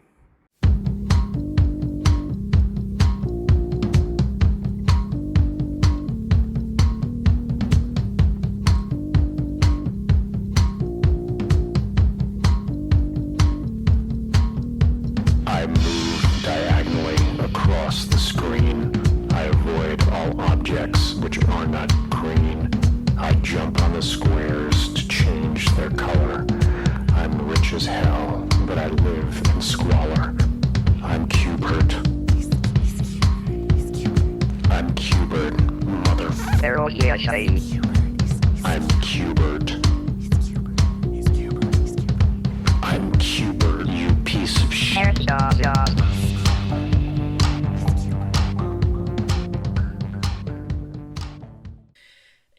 But not many. That's a very niche kind of sound. But I give it points for its uniqueness, and it was a Ninja Brian solo song.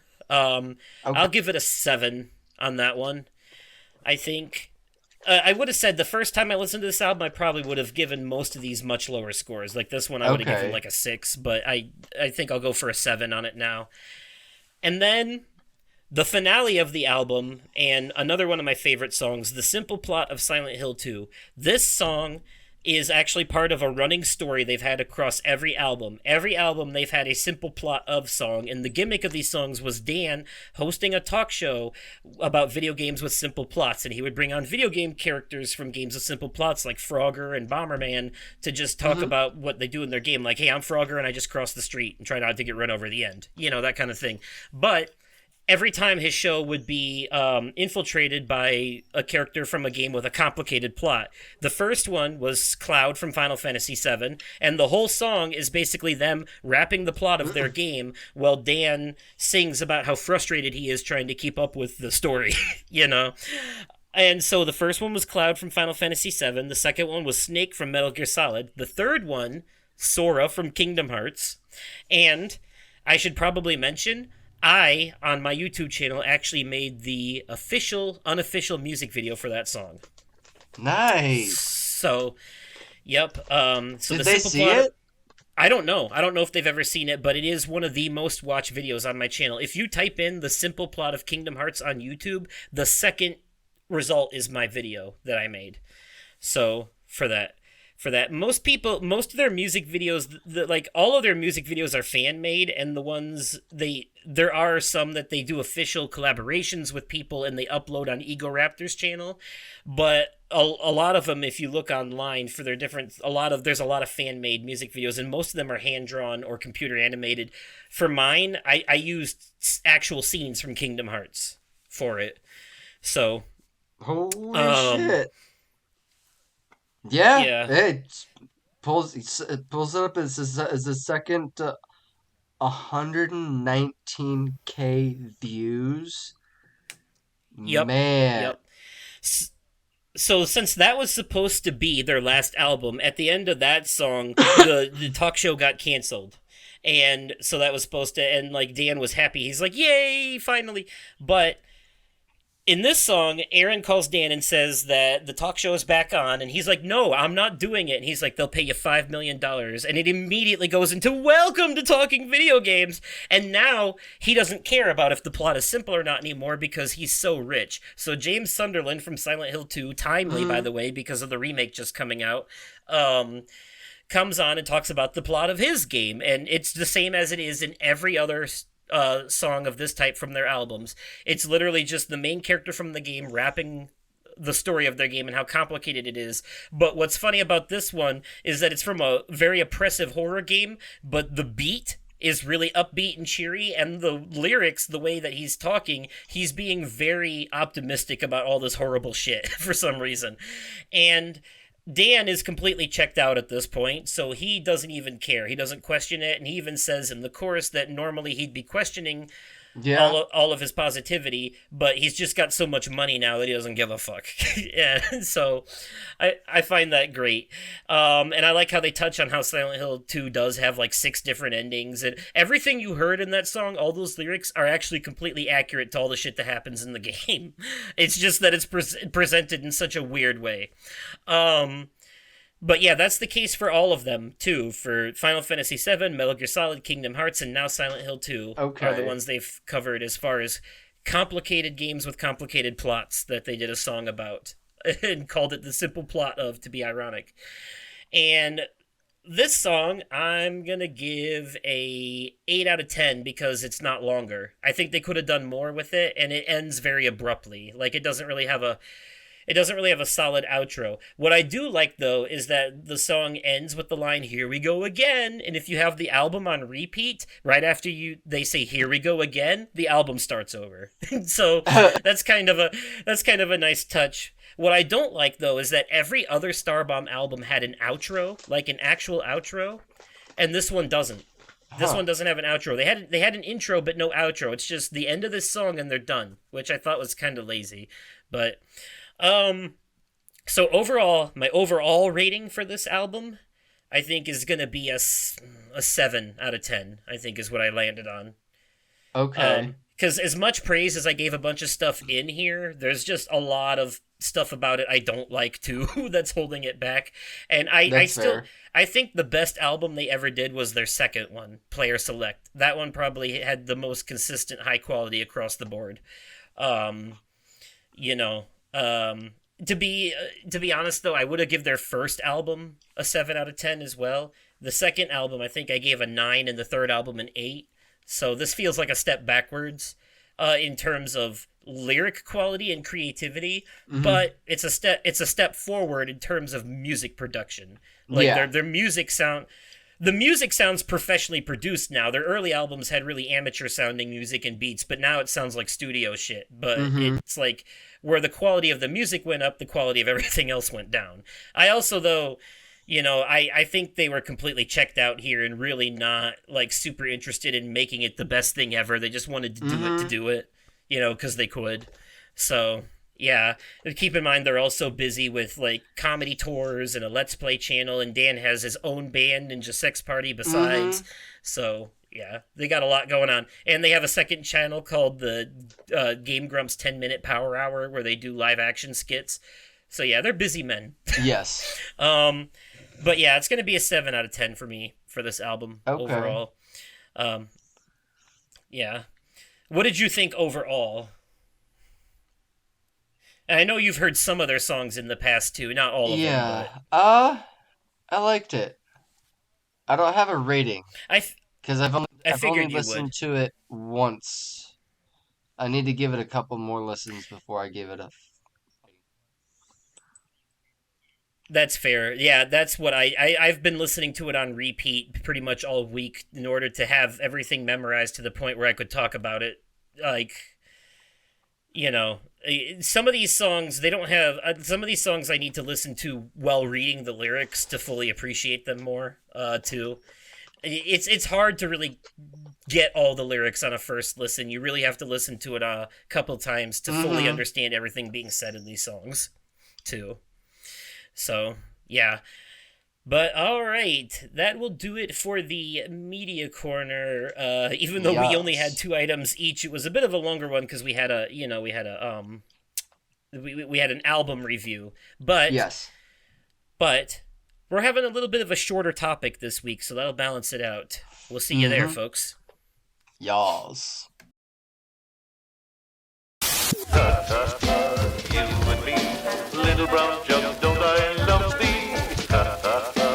You and me, little brown jug, don't I love Got thee? me like ooh.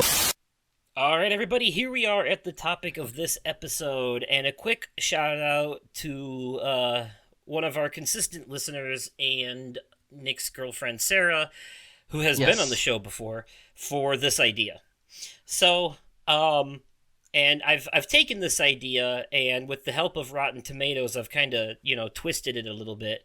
But what we're gonna do is, we're looking at the live action Disney remakes that have come out. Now we've had discussions about remakes, reboots, and remasters before. We've had discussions about Disney before.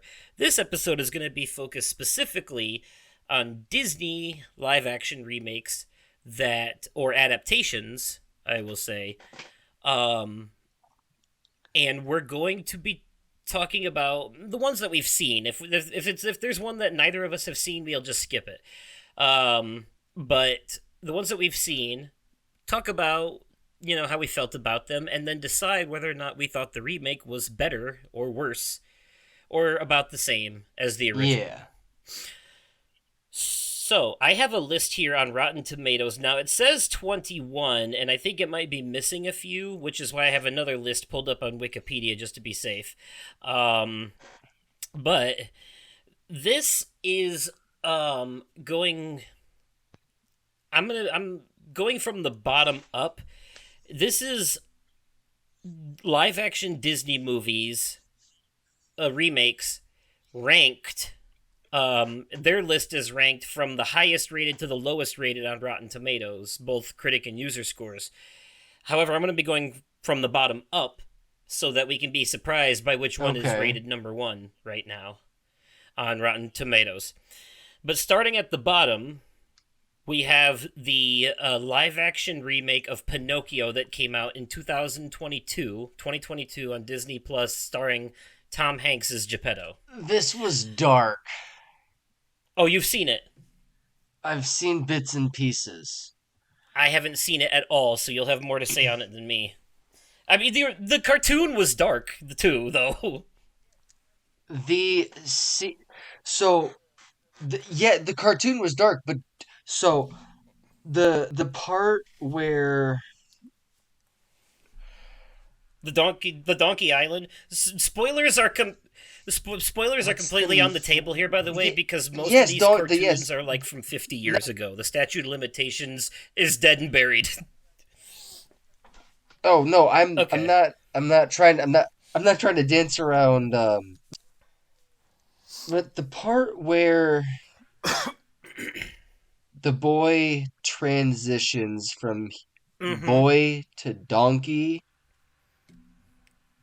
is increasingly disturbing. Yeah, I have to imagine in live actions that's like some crazy body horror Animorphs type shit. And Ooh, like, it's it's you just have to see it for yourself. I may at some point, but from what I understand, there's a lot missing from this. Like, I've seen the CinemaSins video for it, so I do have an idea. There's a lot missing from this live action remake, like the fox and the cat guy that kind of swindle him into leaving in the first place. Yep. That And that that was nowhere to be found in this. and apparently they mishandle some of the Monstro stuff too. Yep, Um, sure do. so some of the stuff that happens there. Well, I'd have to say easily the better of the two when it comes to Pinocchio. It's got to be the animated. yeah, I'd have to agree with that, even having not seen this. But also, here's why this is the lowest one on the list on Rotten Tomatoes: 27%. Critics' consensus: visually dazzling but soulless. The largely inert Pinocchio reaffirms that you should always let Sorry, your Tom conscience be your Hanks. guide, away from unnecessary remakes. Ouch! That's Oh, a scathing review. Um, Now these are the critic consensus, by the way. So for this list, they basically took bits and pieces of different critics' opinions and mashed them together into one paragraph to give you an idea of what yeah. everyone's saying. Okay, moving along, we have now it's kind of weird because we will actually be hitting a sequel here before we've hit its original.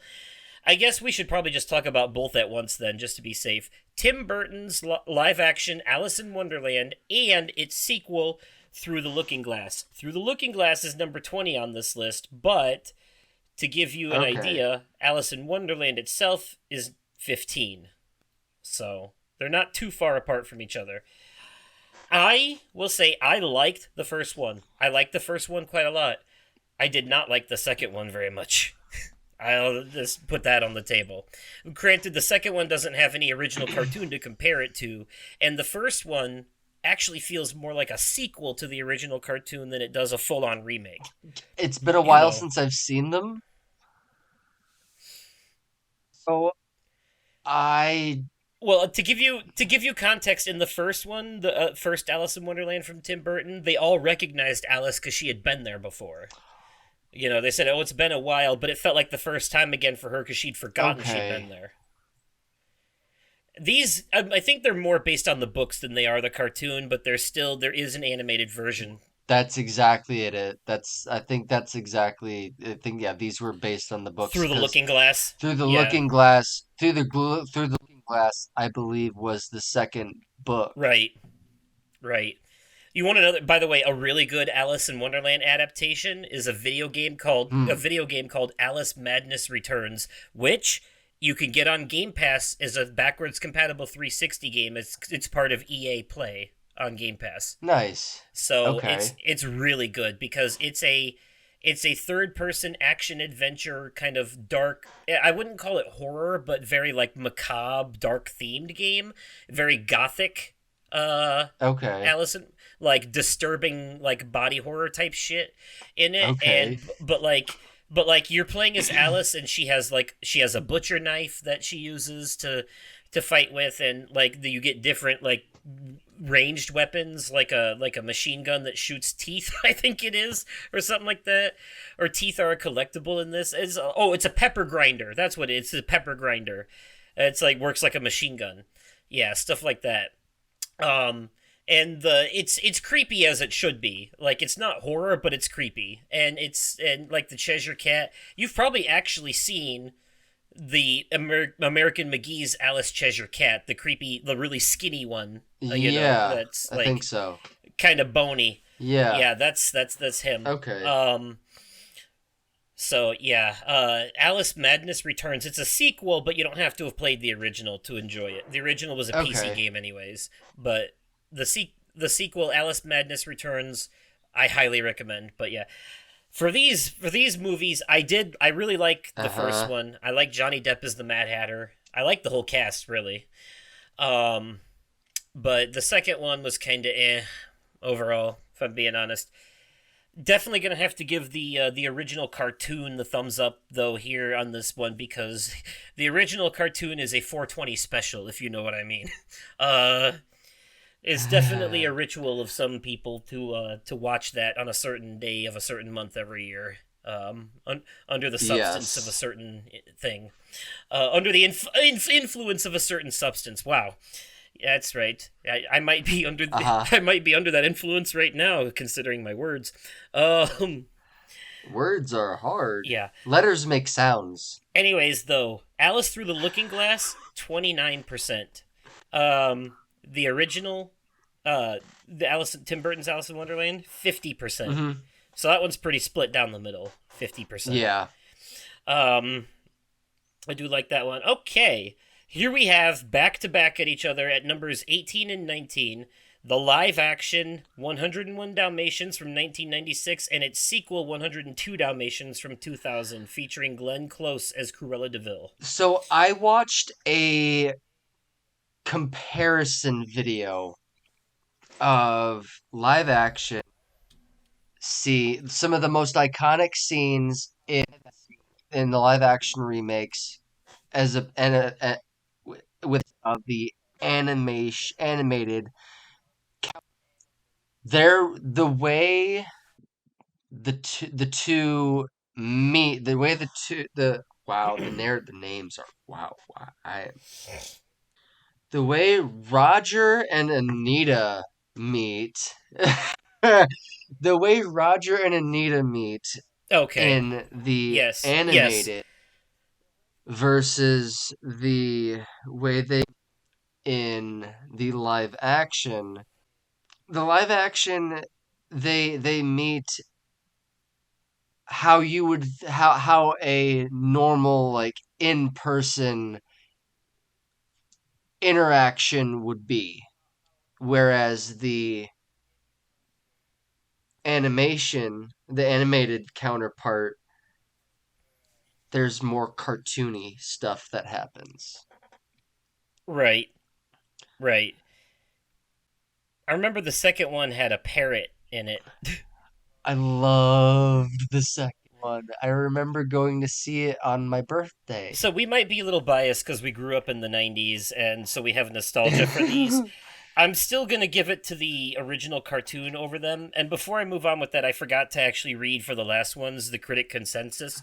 For Alice Through the Looking Glass from 2016, the sequel, it says Alice Through the Looking Glass is just as visually impressive as its predecessor, but that isn't enough to cover for an underwhelming story that fails to live up to its classic characters. I actually kind of agree with that. But then for Alice in Wonderland, it says Tim Burton's Alice sacrifices the book's minimal narrative coherence and much of its heart, but it's an undeniable visual treat. So that was much like the 50% it sits on. That's a consensus review that is both a compliment and an insult at the same time. So, um,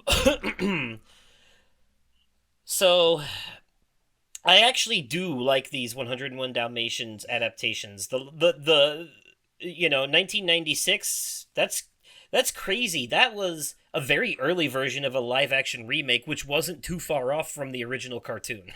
Quite honestly. Right. No, I loved these Just movies. another example of That things that we've been doing this whole time and people are just now choosing to bitch about. Yeah. right. For this one, for the first one, it says neat performance from Glenn Close aside, 101 Dalmatians is a bland, pointless remake. It's got a 39%. And the second one has a 30%, to which it says the sequel to the live action 101 Dalmatians is simply more of the same. Critics say it also drags in parts, potentially boring children, and that it's too violent for a G-rated movie. Yeah, but that was 2000. The rules were Kidding different. me?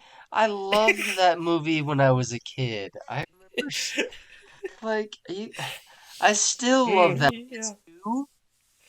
I prefer 102 Dalmatians Right. simply because Oddball. I love Oddball. The parrot? Oddball, no, the Oddball, the white puppy, the one, the Oh Dalmatian that has no yeah, the spots. all-white one. Yes, yep. Remember they had an animated series on. I think it was Toon Disney. 101 Dalmatians, the series. It took place on a Okay. farm. Yeah, it was fun. Yeah, but overall though, cartoon's still better. Yeah. You No, know, I have to and agree. the cartoon had its own sequel called 101 Dalmatians 2, Patch's It London sure did. Adventure. Just to confuse everyone. Right. Like they couldn't do like an animated version of 102 Dalmatians, which I think they could have done if they wanted to. I just don't think it was in the book. I don't know.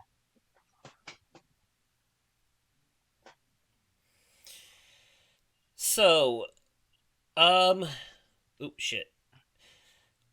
Now we have another double because there's a case of a sequel showing up later on the list than its original. So here we have at number 17, Maleficent, Mistress of Evil, and then scrolling a bit up, at number 13 is the original Maleficent from 2014. I've not seen either of these. I know I've seen the first one at least. I don't know if I've seen the second one, but I know I've seen the first one, and I actually liked it. I think Angelina Jolie plays a great Maleficent. She's really good at it. And this is one of those villain origin story adaptation movies that kind of paints the picture to where the villain might not have been as bad as you thought they were. Mm-hmm. There's a lot of backstory here. And there's a lot of lore having to do with fairies, and like the visuals in this were really impressive, and I genuinely enjoyed it. Okay. I really did. Now, this one I don't think I can say I like better or worse than Sleeping Beauty because it's not a Yep. remake, it's an adaptation, and for all intents and purposes kind Yeah. of a prequel actually. Because Aurora is in this, but she's just a wee little baby. So, yeah. Um but what they say on here, the critics' consensus for the first one, which has a 54%, says Angelina Jolie's magnetic performance outshines Maleficent's dazzling special effects. Unfortunately, the movie around them fails to justify all that impressive effort, which I don't agree with. I actually thought that was good. Now, I don't know if I've seen the second one or not, but that's getting at came out in 2019. It's at a 40%, and it says, while it's far from cursed, Maleficent, Mistress of Evil too rarely supports its impressive cast and visuals with enough magical storytelling to justify its existence. So, uh, on the note of Tim Burton, there's another live action Disney remake he did Oh. beside Alice in Wonderland. Do you know what that one is? I'm drawing a blank. Dumbo from 2019. And this one is a pretty much shot for shot remake of the original. Saw bits and pieces. I was so yeah, no. When I said everything this man touches is flawless, I I wasn't impressed with it. Really? We might be split here because I loved this one. I thought the visuals were impressive. I thought Danny DeVito was great as the ringleader. I thought the scene where they're putting on the show, like in Dumbo's flying around and they have like that light show, it was like really trippy and really cool to watch. And then the pink elephant scene was really trippy. Um, I'd have to give it another watch. and I don't know, something about like the devastating parts of this in live action kind of made it hurt more since the animals look a little real, you know. That's what the comparison video that I watched said. Like Oh when yeah, see, Dumbo yeah, is from his mom yeah, on it's the kind of train. harsh because I mean it hits too because this is like how a lot of animals in captivity are actually treated, especially circuses are cruel. They are mean to their animals. Yeah, Zoos treat their animals well, but circuses do not not. all Um, zoos. Tiger King. that's true. Tiger That's true. King. That's true. Um, but I actually I might even be willing to say that I like this one. I wouldn't say more than the original, but equal to it. What this movie has going for it that the original is a product of its time. There's one thing about it I really really don't like, and it's those crows because they're really racist. Like Yes. the crows aren't racist, but their existence in the movie itself is racist. They're meant like they're literally like one of them is named Jim Crow for fuck's sake. Uh, so yeah, you can safely say the live action version doesn't have that going for it. No. So the crows may be absent, but it's for the betterment, honestly. But I would say I actually like this and the original equally, if I'm being Okay. honest. But it's got a 46% on Rotten Tomatoes, and it says Dumbo is held partly aloft by Tim Burton's visual flair, but a crowded canvas and overstretched story leave this live action remake more workmanlike than wondrous. Fair enough. Okay. Number 14 on their list, the 2019 remake of The Lion King. I enjoyed this. I did enjoy it, but there's a part of me that feels like, There's a lot of differences. well, there are a lot of, I don't mind that. The part that I don't like is that since the animals, even though the animals are CGI, they're photorealistic, so there's not really any noticeable emotion. Animated animals have emotion in their face because they're a cartoon, but these all look real, so everything comes off very stoic. Everyone's being super stoic, you know. There was something that I shared on Facebook recently um that said something along the lines of this could have been awesome, but Disney wanted to be National Geographic. Right.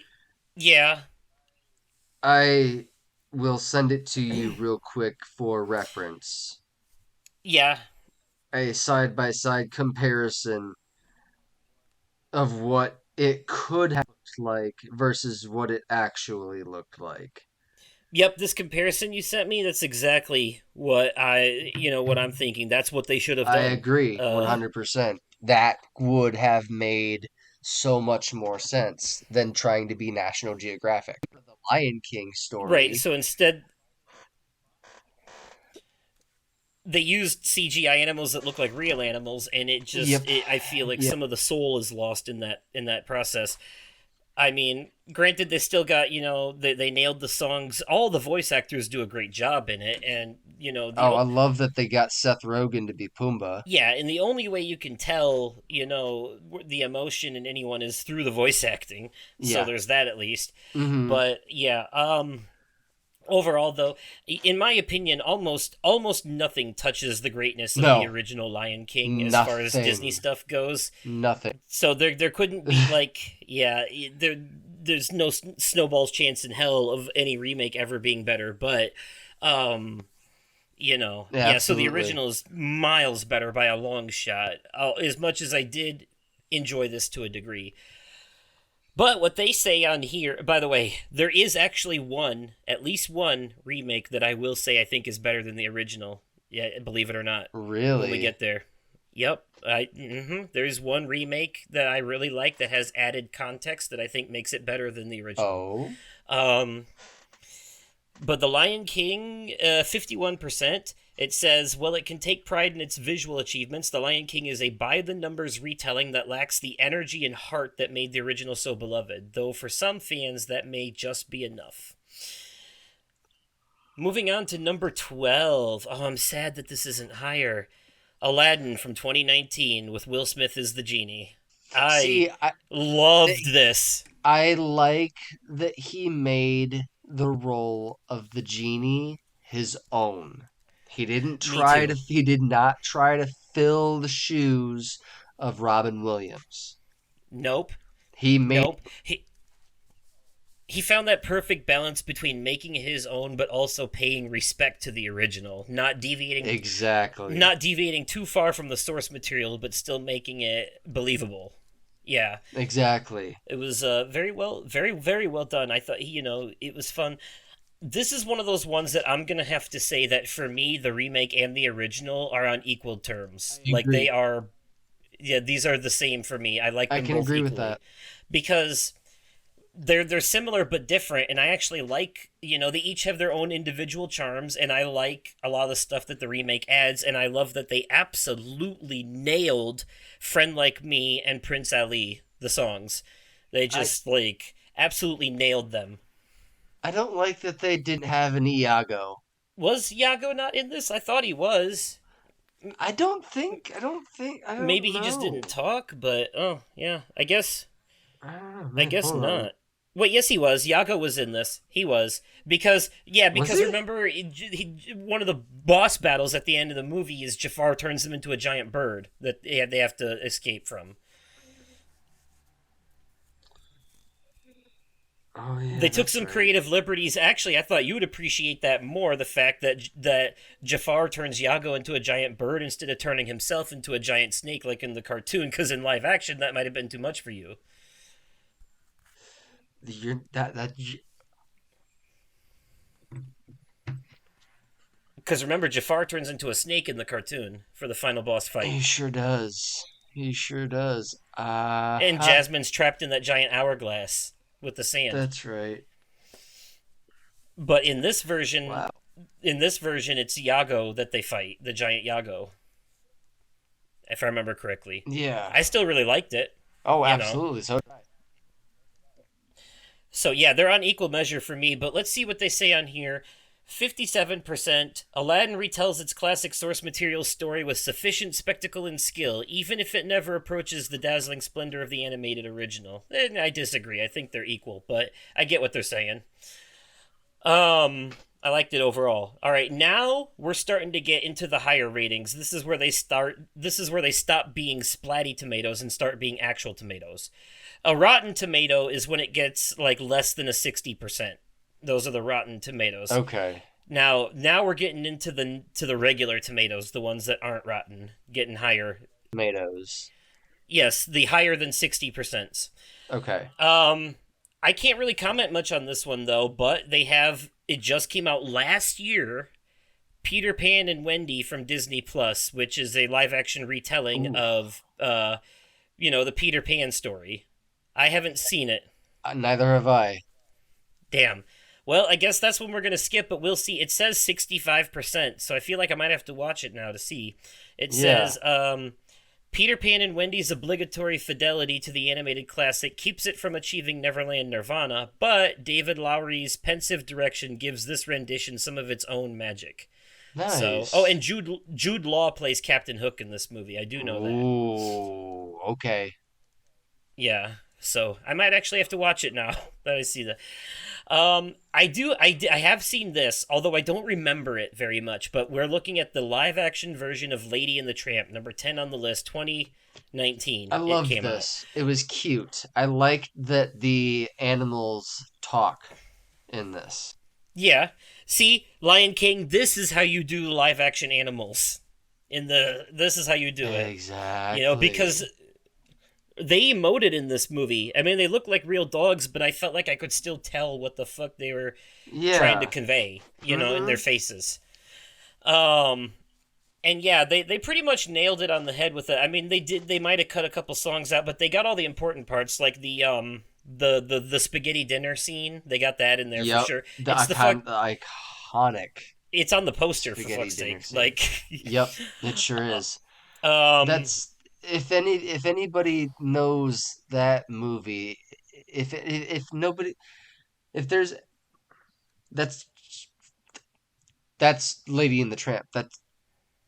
yeah. That scene is just iconic. Right, and you can't do a live action remake of Lady and the Tramp without this scene. No, you I can can't. see why in 2019 they might have I can see why in 2019 they left out the Siamese cats. That was actually on Disney Plus at launch. This movie? Yes. Yeah, it was because this is when they were putting. Well, no, this was a year before all the COVID stuff started, but it was like they were starting to put movies out on streaming, and then when that hit and everyone was at home, they just everything that came out Cause in theaters came out in streaming too. Yeah, because yeah, I said this was it was on there at lunch because yeah, yeah. Um, Let's see, it has a 67.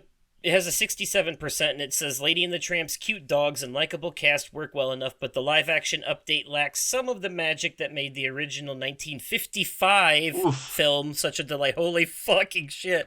That's an goddamn, old movie. yeah, it is. Um, well, Snow White came out in like 1923 or Yeah, something that like was that. the first Disney animated film. Yeah, it was early. It was somewhere between the 20s and 40s. It Hmm. was like early. Yeah, it was like um yeah, yeah, the original's definitely better, but this one has its charm and I really enjoy it. Is my opinion Yeah. on that, I think. At number 9, we have from last year the live action Ooh, remake of The Little Mermaid, 2023. yes, Um, I loved yes, this. I enjoyed this as well. This is another one where I'm going to say the original is better because I don't like how they handled certain things in this remake. Yeah. Some of the changes I'm not a fan of, but overall though, it was a solid movie on its own, Yes. you know, um that I really enjoyed.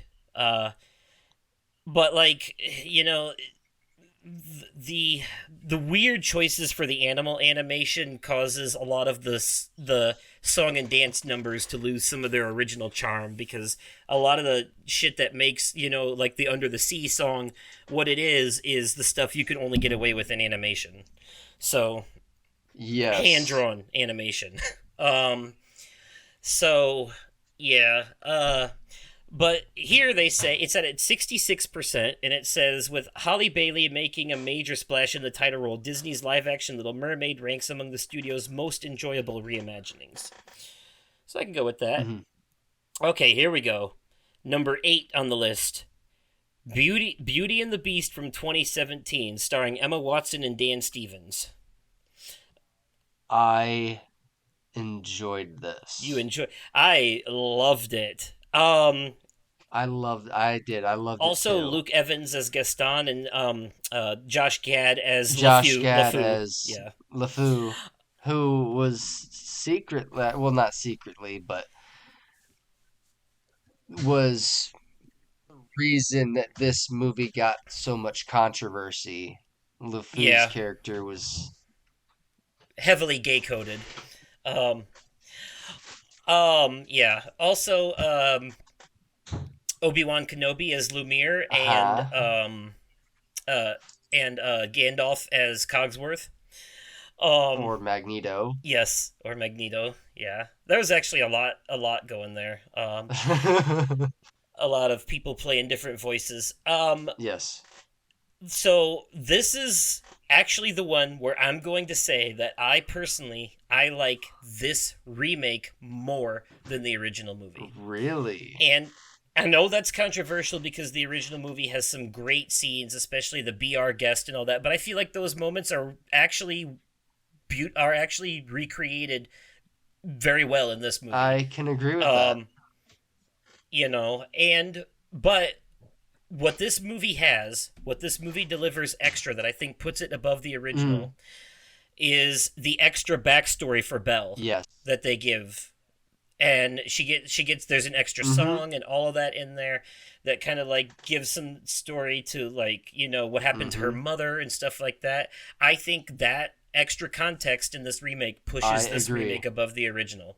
It's not very rarely am I going to say that the remake is better than the original for a Disney movie. There are a lot of horror movie remakes I think are better than their originals, but for Disney movies, the cartoons are usually better. This one, though, and that's not to say that the cartoon isn't good, because it is. It's top tier animated classic Disney, you know, definitely in my top 10. But this remake is one of the rare cases of Yeah. it, I think, Mm-hmm. being better than its original for me. It's got a 71% on Rotten Tomatoes, and it says, with an enchanting cast, beautifully crafted songs, and painterly eye for detail, Beauty and the Beast offers a faithful yet fresh retelling that honors its beloved source material. Yeah. Amen to that.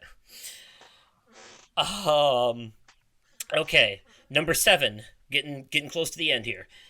Christopher Robin from 2018, a live action sequel adaptation I of Winnie s- the Pooh, because this is when Christopher mhm. Robin is all grown up, played by Ewan McGregor, Obi-Wan Kenobi, um, and he gets revisited by his old Hundred Acre Wood friends in his adult life. Have you seen this? I saw I saw bits and pieces of it.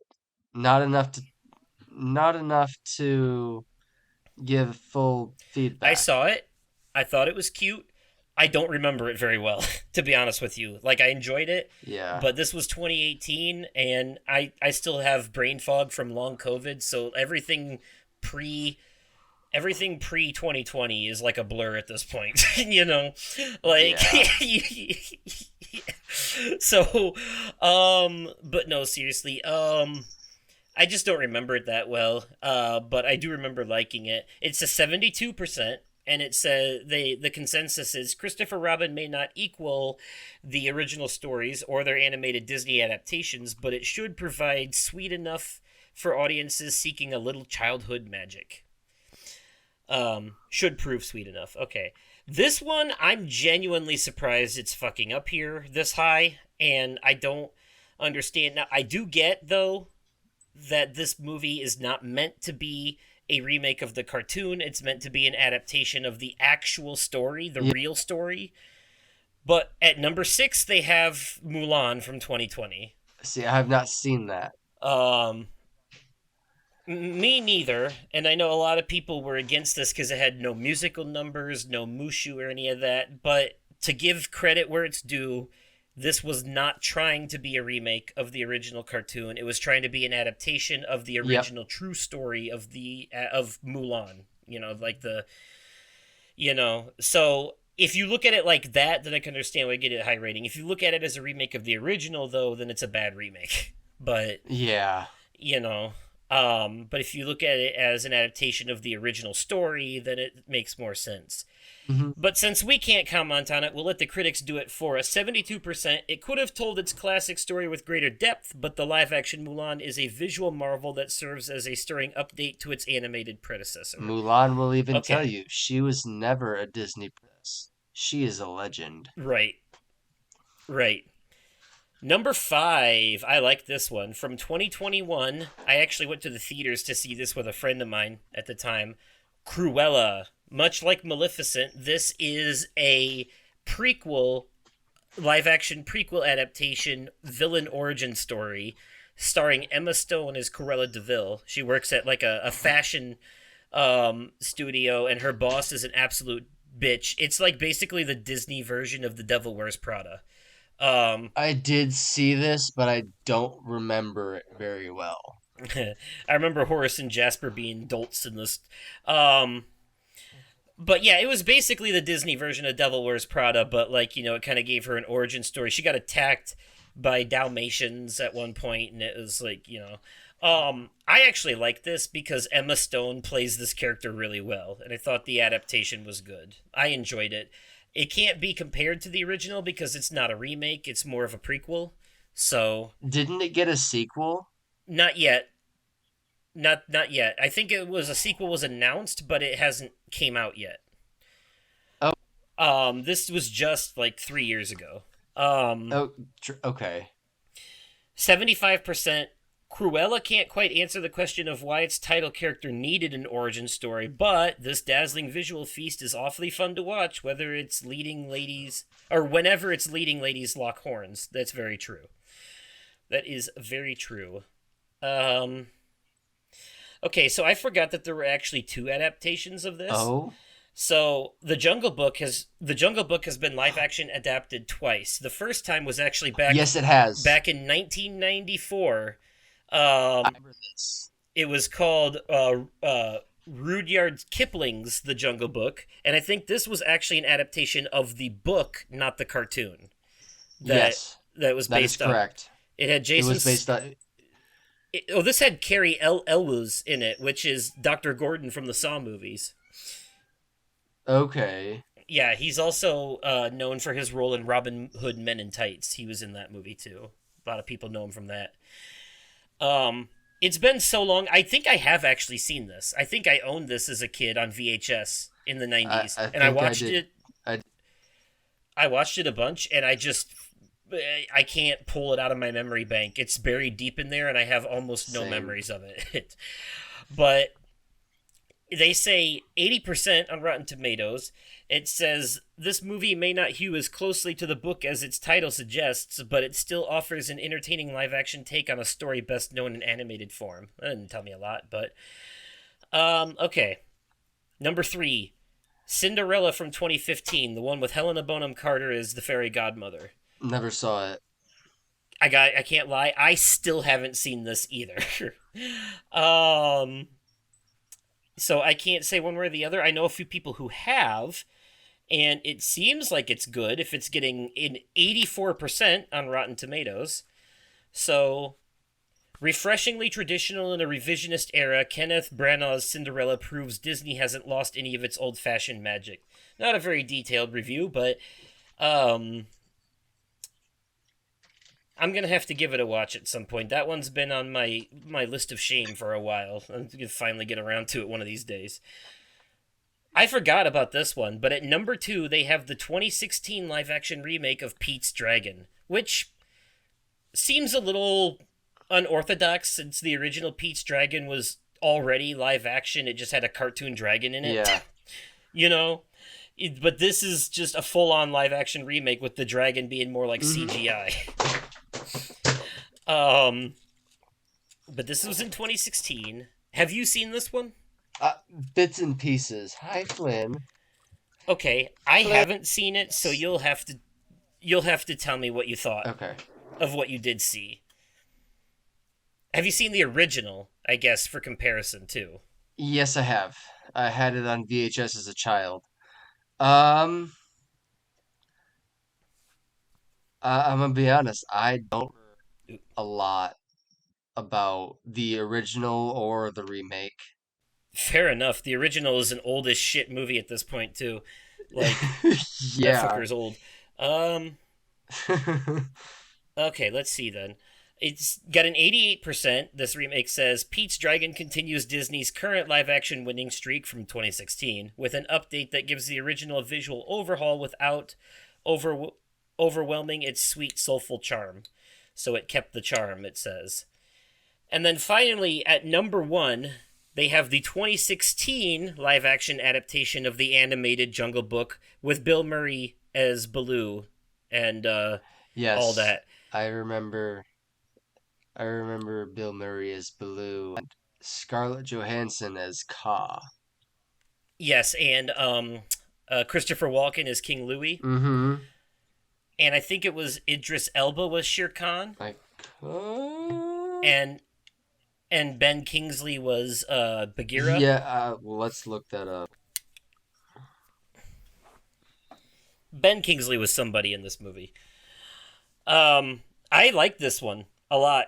And Yeah, he was Bagheera, and yes, it was Shere Khan was Idris Elba. yep, okay. Idris Elba being the voice of Knuckles in the Sonic movies too. Yeah.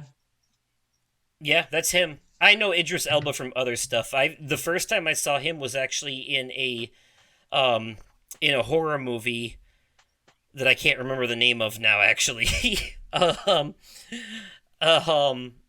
but I really like this live action adaptation. I thought it did the original a lot of justice. It got the songs right, the animals emoted well enough. The voice actors were all on point. I enjoyed it overall. I think you and I saw this in theaters together. Did we? I think so. Okay. I remember seeing this one in theaters. I can't find the Idris Elba movie I was thinking of, but he was in a movie called No Good Deed in 2014. I do remember that. Okay. But anyways, yeah. Yeah, we might have seen it together in theaters, but this is another one where I think I'm gonna have to say I think it's equal to its original.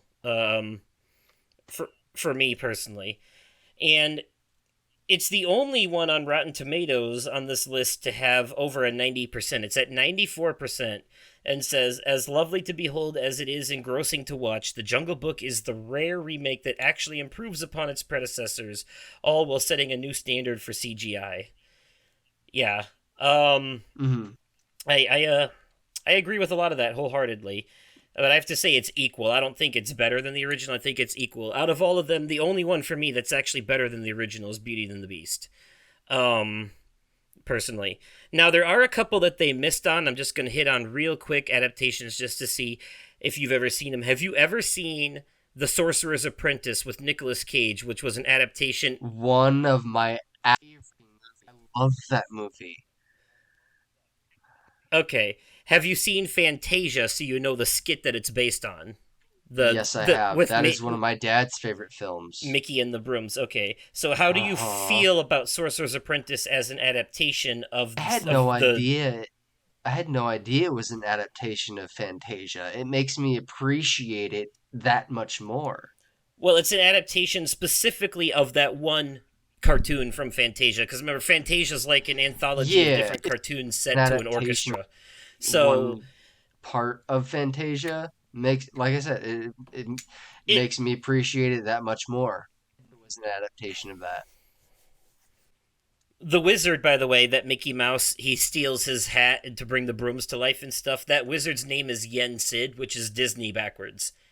Um,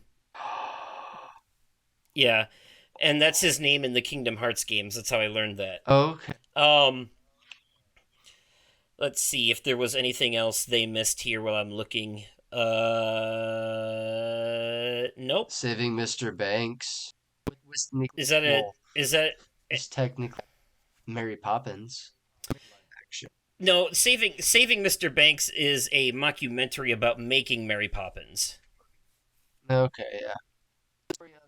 Because it's about Walt Disney's it's about Walt Disney himself. Yeah. That The movie story of how is Mary Poppins was made. not mockumentary. It's a biopic. Okay. Yeah,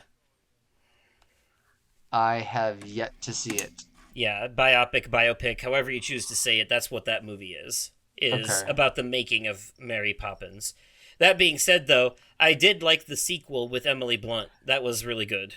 I enjoyed that. Oh, you got to see that. That's such a fun movie. They do a really good job with it, I think. Musical numbers, all that fun stuff. So, all right. Well, I think that pretty much wraps it up for our discussion. I can't think of any remakes that we missed. That list was pretty updated. And Which one came out at number one? what's that? What was did which one was it that came out at number one? The Jungle Book, the Oh, was it? 2016 one. Oh, Yep. okay. Yep, the one with Bill Murray. That was the one.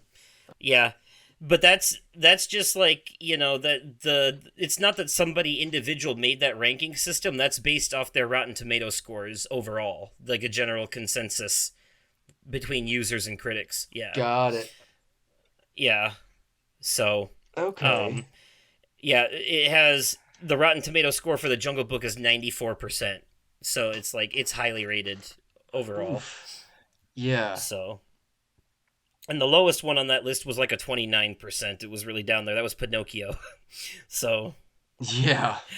yeah, I don't think we missed anything. I'm looking on Wikipedia as well, and although the ones that they talked about, they pretty much hit. Hmm.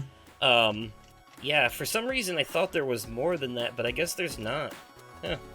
But, there are planned live-action remakes like Lilo and Stitch and Snow White that have yet to come out. And So they're doing a live-action remake of Moana as well. Yep, so we can judge those in turn later down the Yes. line when they when they come out. So, all right, well, that'll be it for this episode then, folks. Let us know in the comments down below if you're watching this on YouTube what your thoughts are on some of these remakes versus their originals or adaptations and yada yada. And remember to like the video as well. And if you're listening to this on Spotify, you can leave comments now on podcasts on Spotify. They have a section for that. I don't know about other places like Apple and stuff or Amazon, but If they do, leave them. Otherwise, you can email me at podcastoversoul@gmail.com or send me a message on Twitter at Oversoul53. And you can find me at The Vaping Fiend and over on TikTok at The Vaping Fiend. Alright, that's it for this one. And until next time, stay safe out there, everybody, and we'll catch you in the next one. Goodbye. Bye.